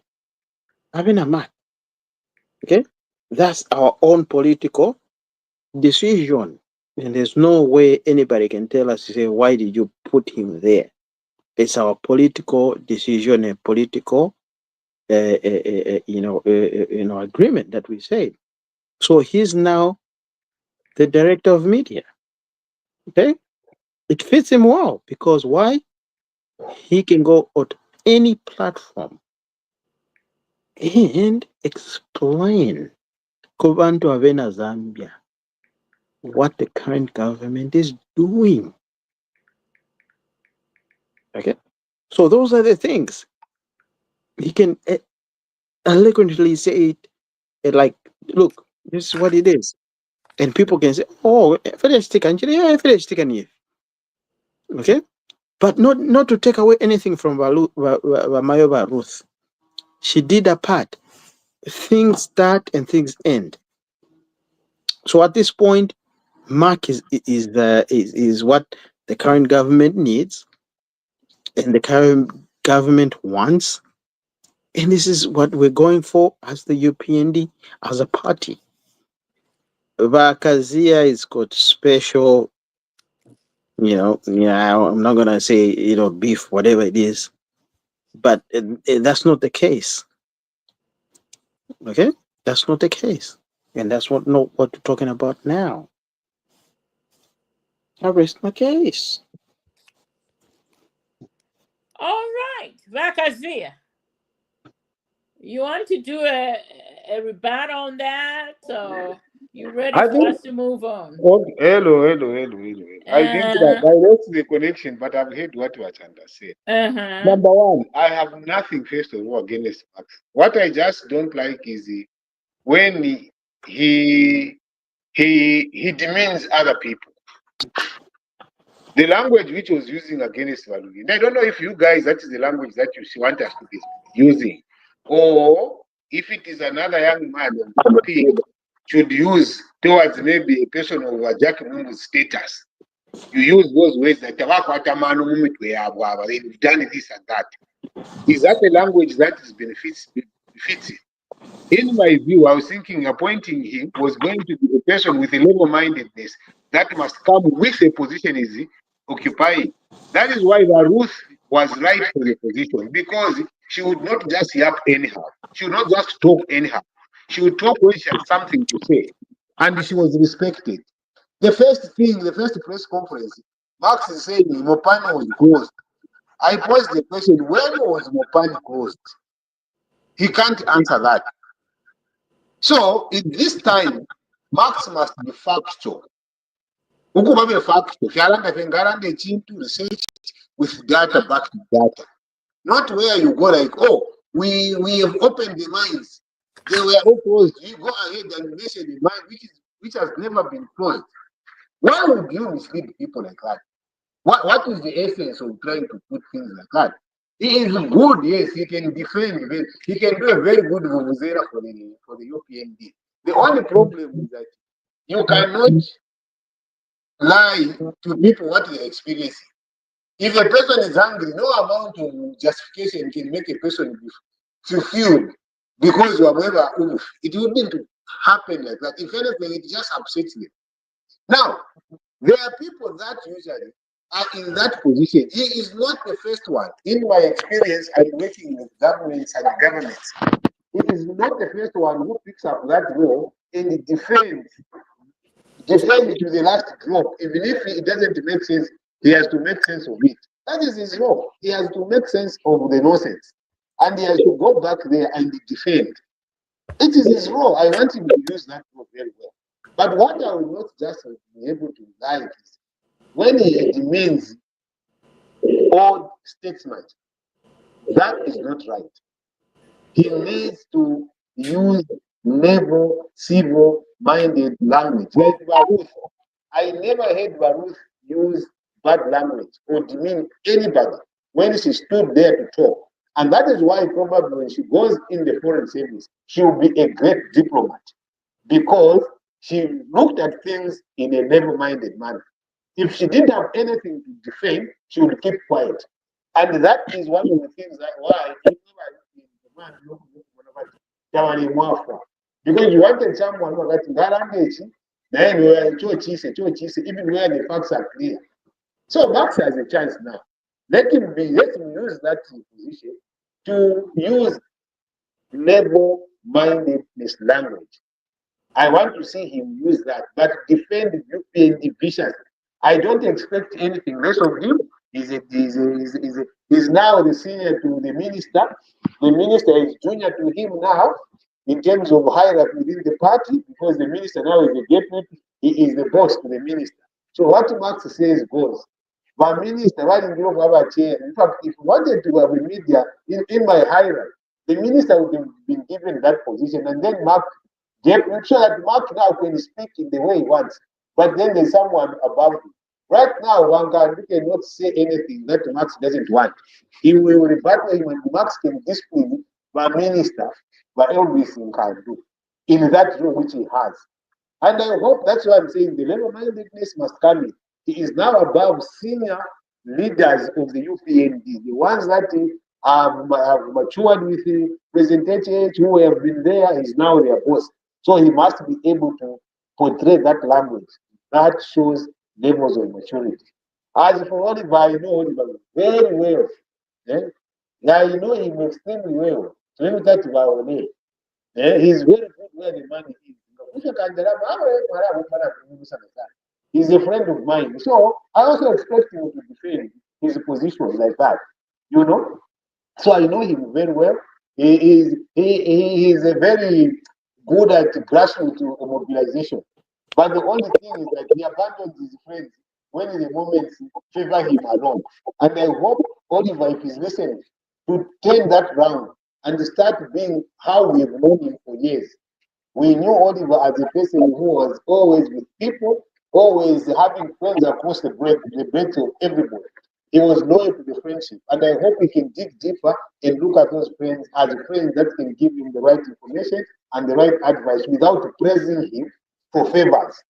The problem is that now this group of young people that we brought, they are very good, but they can be very cunning in terms of the people to listen to the people that have experienced and to listen to the people that have divergent views.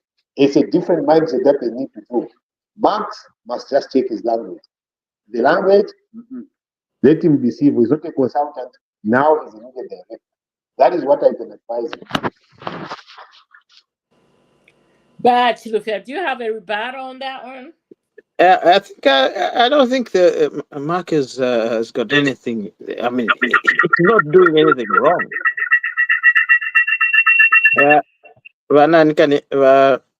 Echo. Anyway, here's what we're saying is that we're looking at one individual, okay, and that one individual is saying he's representing the UPND government in a certain way. As much as we don't like him and how he does his thing and stuff like that, but look, Ruth Dante, she did a part, okay. That's that's well given, and even him himself give her praises. But we need to bring in a new cloth, a new system where we can stand and actually counteract 24/7 to the propaganda that is there. I don't think you're not just denying the fact that there's propaganda coming from the other camp every day. But that is what you've created. Who created what? What do you mean? Created propaganda. You created. UPND created propaganda. And that is just known. It is just, you see, this is one thing when you are in opposition, coming into government. Certain behaviors must be left for the opposition, not to go with them in government. For instance, I've given you an example. Marx said Mopani was closed. When the Mopani has never been closed. Why would he say that? Anyway, why did you say that there are no mines operating right now? You said all mines are not operating, all mines are closed. I am saying this. No, Mopani has never been closed. Tell me when it was closed. There's no mine that's operating. We can go back to 2 episodes. You told us, you were telling the people of Zambia to say there's no mine that the current government has opened. There's no mine operating. No, you can go back and pick that. I said, and I've maintained that. I have given you this fact, and I've challenged anybody to tell me one thing. When was Mopani closed? I have never said Mopani is closed. No, I have never said that. There's been no mine that was closed. Other than KCM, which was under liquidation, Chapwa. The rest of the mines, at the time that I was appointed as commissioner, labor commissioner, and PS going into that, there was no mine that was closed. The mines were operational. If anything, remember, I told you that when they wanted to send people away, that's when we moved in and stopped that from happening, and the mines remained operational. So the question of saying Mopan was closed, I have a question. When was Mopan closed? If you don't have the answer, it's okay not to have answer. It's okay. Maybe you can research for it to come and tell me in the next program when Mopan was closed. And these are the things that I'm saying. The media for UPND, led by Max, who is very good at what he can present and he can rebuttal things, but it has to be factual. When you say the man was closed like Mopan, and he was giving examples, and then you give a wrong example. Why would you give a wrong example? And you are speaking. What wrong example did you give? Mopan was never closed. I've given you the answer. There, the question. Mopan, you said. No. Let's put this out to the Zambian people. The Zambian people want answers. If the question is, when was Mopan closed? You tell them that Mopan was closed on such a day. You don't say, let's not mislead Zambians. They're not stupid. I am asking you a question which they also want to hear you answer. When was Mopan closed? Yeah, we want to acquire, sir.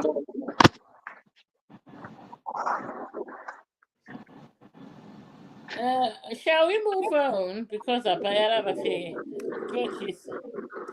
So let's move on to the next topic of the police actually arresting a group of suspected UPND cadres that went to ransack Simonson market last week. So we saw the first group, which constitutes of what are the names? Zambezi, Richard, and what's the last name? I can't even remember whatever his last name is, but they were arrested on Friday after the stormed into Simonson building and closed some shops, claiming that the shop owners there had insulted the president, and it is alleged in the process of them closing their shops, they did steal actually from shop owners, and the man in charge of Simonson, the blogger Simon Mwewa, took upon himself to report them to the police, and though it seems like the police were not going to do anything, but we saw the arrest of the 3 culprits on Friday, and then there was also another group that bombarded Simon Mwewa's office last week as well. Suspected UPND, cadres, of course, as well. 3 of them. They were also picked up by the police, facing, a litany of charges, and there will be, of course, their cases are going to be tried in the courts of law. So let me just put a caveat on those arrests. And this is not as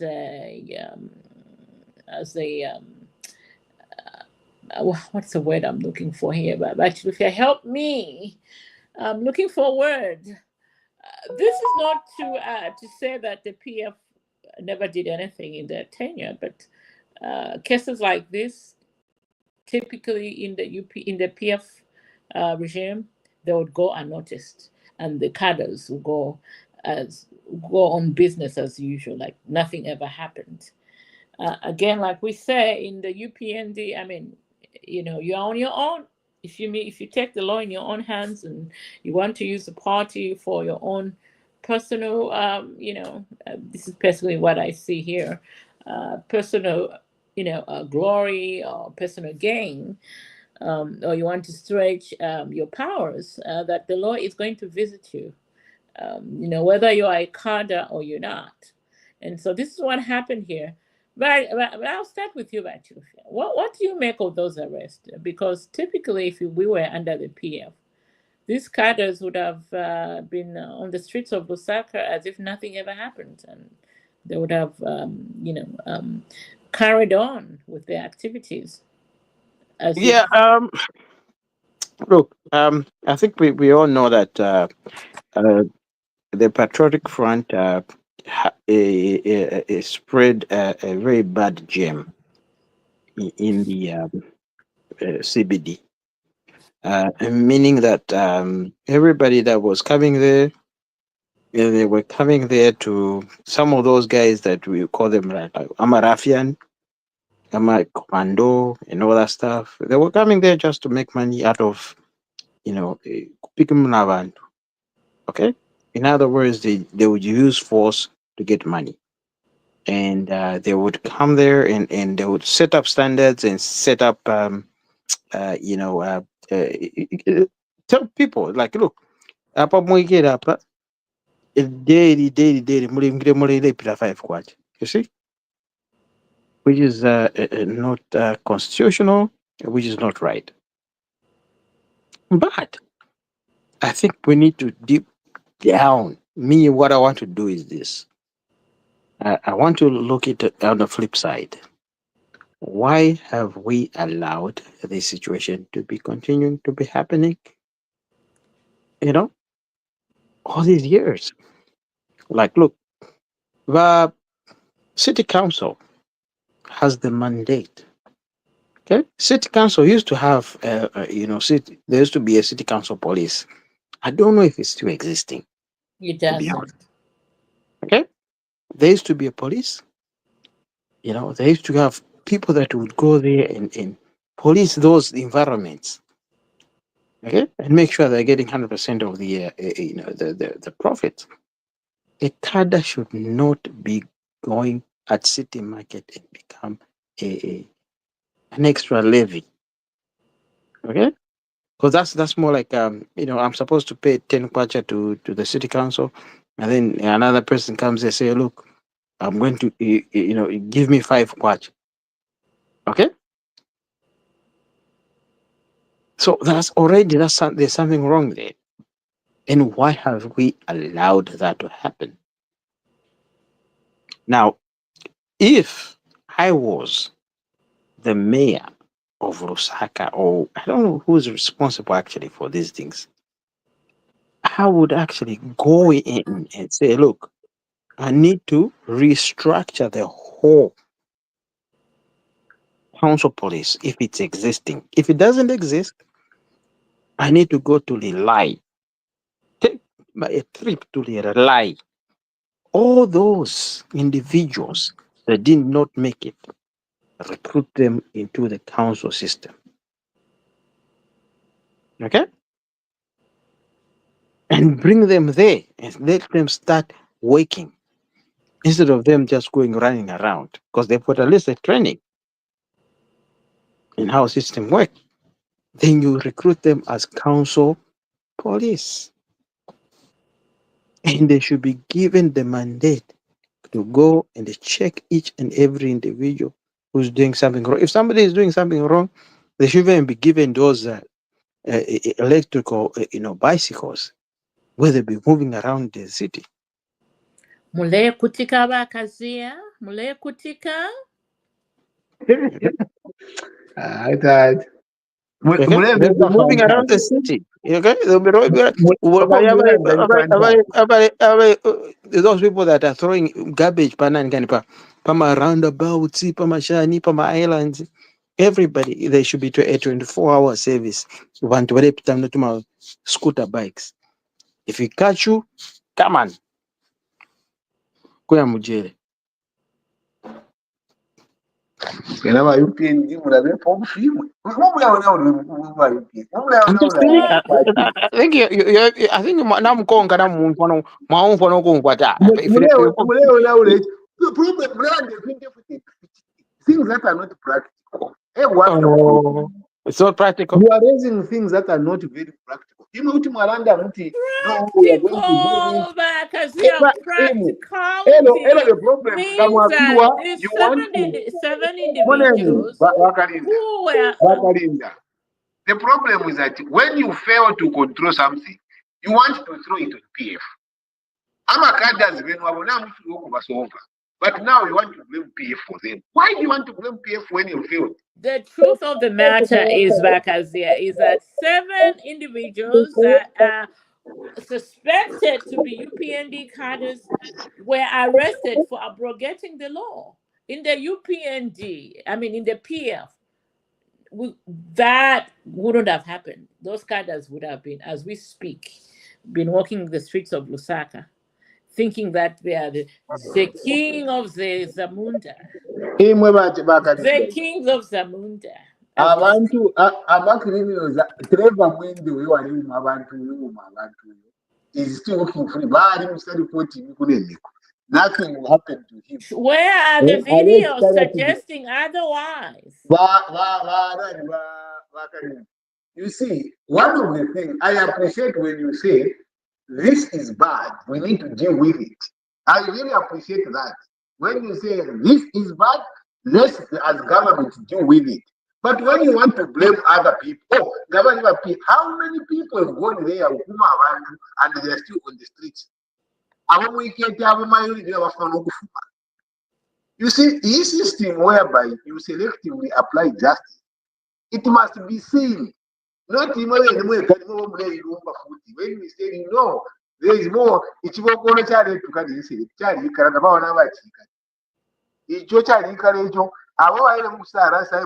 only that Simon Ali changes Ababika on camera and it's very vocal. If you don't do anything to them, it's gonna be on you.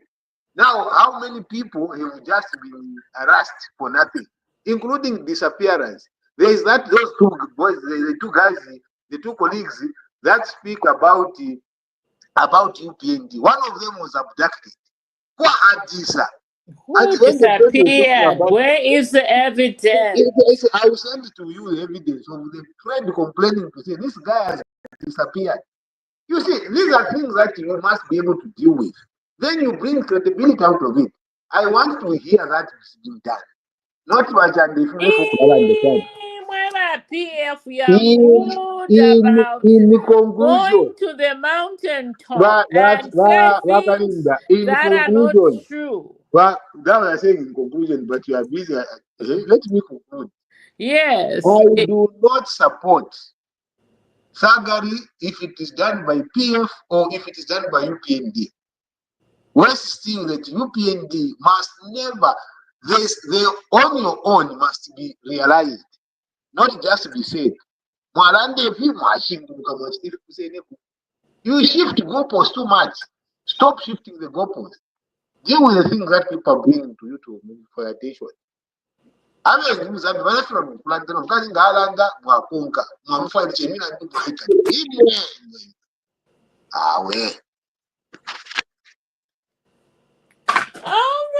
shall we move on?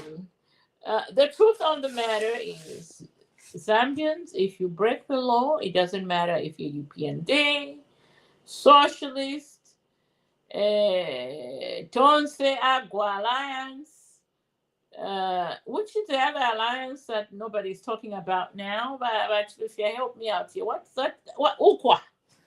Yeah, if you're a member of any of those, Harry Calava's one briefcase party, or if you're a member of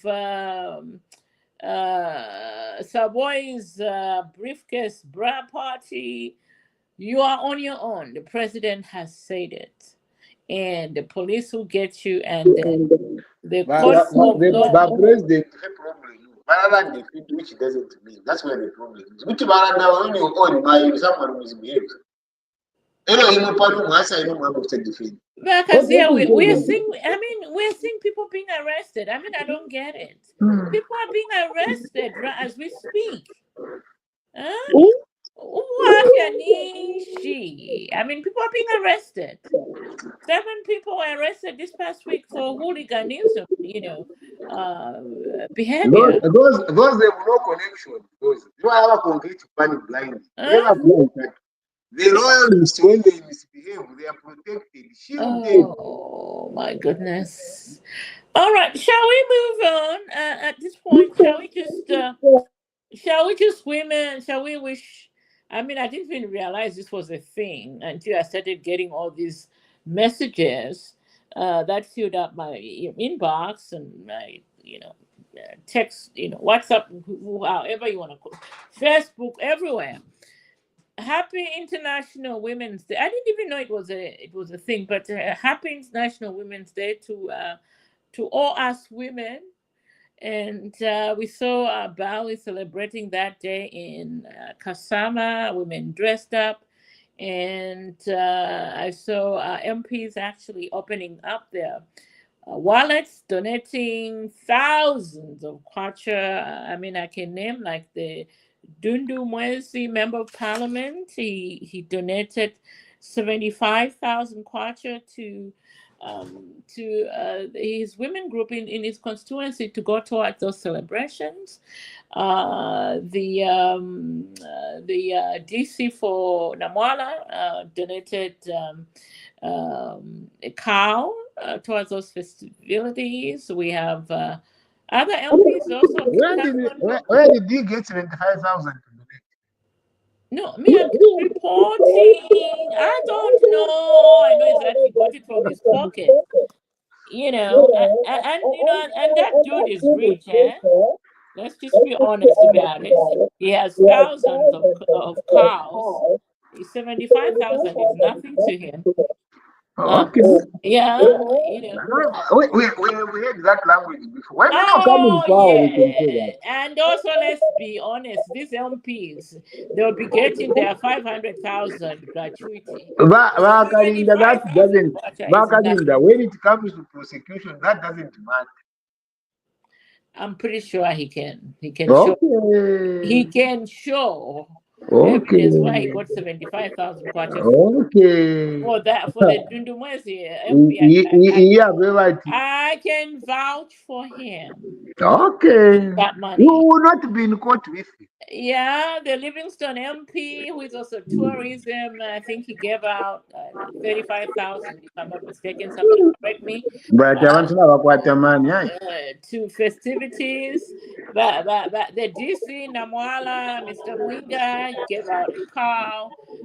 And of course, the list is growing. No, those are things that I know about. Anyway, the president was in Kasama.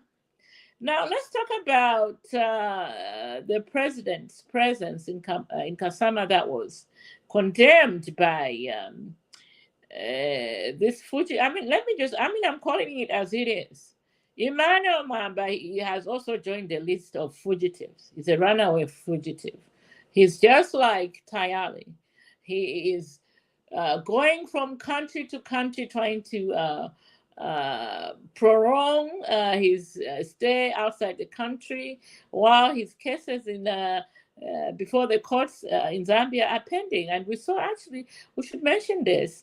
The 2 sureties were briefly detained last week for Mwamba before they paid, I don't know, 20,000 kwacha each to be released from jail because they couldn't present Mwamba in court. But here he is. He came here. Bakalinda, that would be very bad if we start discussing those matters. No, let me finish. They are in court, those matters. I'm just telling you to remind you that those matters are in court. Yes, they are in court, but avoid discussing them. He is not presenting himself. You see, Bakalinda, those are matters that are in court. Please. The courts allow what you are doing to present him to court. Yeah, but that is he has reasons. You cannot be talking about. No. No one has declared him a fugitive right now. Nobody. What you are doing is wrong. I think some of them. I would agree with you on most of the things. That one, no, because let's agree to disagree. that we are going to start discussing what people Yes, are I am not putting discussing on the the heads of matters people what in is not court. there. All I am reporting is the happening. There's a difference between discussing the matters in court and reporting on the Because happening. you are saying it's recorded in court. That is Yeah. why do you think it should be in court? It's Well, because I there's a mean, matter, isn't he it? has cases in the courts of law that he has failed to attend. As a Yes, but result, failing to because attend of his doesn't mean that you're a failure, fugitive. Failing to attend the got court, arrested. Failing to attend the court session doesn't make a person a fugitive. It's It not is just one. No. Let's when you are correct that. convicted. It's not just one court appearance. I can miss 15 court appearances. That is not a fugitive. You must be convicted for you to be defined as a fugitive. No. So that now they arrest you. If Mwamba wants to be president of Zambia, he needs to respect our courts. No, but not in the way. Respecting our courts this is now means where I that would you to if say, your matters are before it, you need to attend. Period. You miss your court cases, you put your sureties in trouble, they get arrested, and then they pay money out of their pocket to be released because of your negligence. No, As somebody who wants to lead that our is, you peaceful see, country, and we I need think to then respect our courts. with such Period. kind of UPND kind of desire, he shouldn't even get back into Zambia because then Okay. it's a planned In that thing, scenario, I will stand on the mountaintop and say, Mwamba is a fugitive. And I will stand I on am the top of going to mountain that put him in Mwamba, the be same careful when you want to go category back to as Zambia. Chilufya Tayari and Because it is a UPND desire that even if the way people are look at the way they're talking about it. Because that is the only way, that's only justification where you want to talk about the person. Even when you are in the you know how a fugitive in the law is defined. It's a person convicted who runs away, not a person who fails to appear in court. Mwamba has failed. He has failed. He has failed. But how does he? Anyway, what is happening here? Anyway, shall we move on? Shall we move on? What is our next topic, Bakasia? Not shall we? I think we are done for the day. Let's just go to the rant as it were. What's your rant for the day? Bakasia. Chilufya Naba Chitachan, we've bored him. Naba, he's not here yet. I haven't seen him. He hasn't come back yet. So let's start with you. What's your rant for the day? Bakasia. What will I rant on today? Whatever is on your mind. In when I'm so many gadgets open Yeah, because for whatever reason I can't bring people on this one. Okay, go ahead. Let me get out of here. Okay, yes, meet them. You see, my rant is still looking at how government has failed to get hold of the cost of living. There's need for your government, my government, which is there, to say that how do we put together to make sure that the lives of the Zambians are alleviated.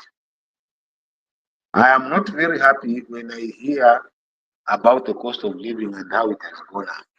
So anyway, let's see how you work around this, and probably I'll rant more next week on this matter. So thank you very much, and I hope to hear from you.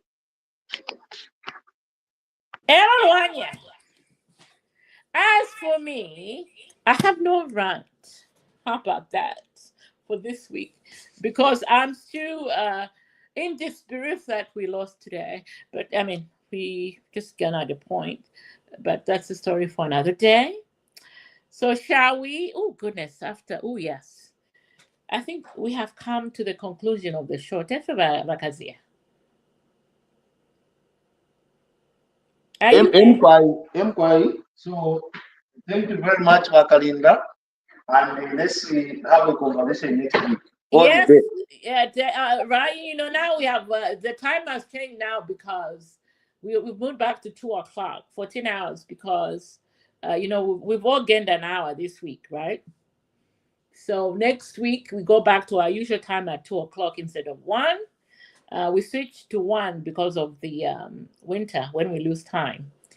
So we will see you, viewers, and thank you for all your time. Until next week, some of us will be coming live and direct from sunny Puerto Rico. Good night. All right, Margaret, thank you so very much and all the best. Thank you.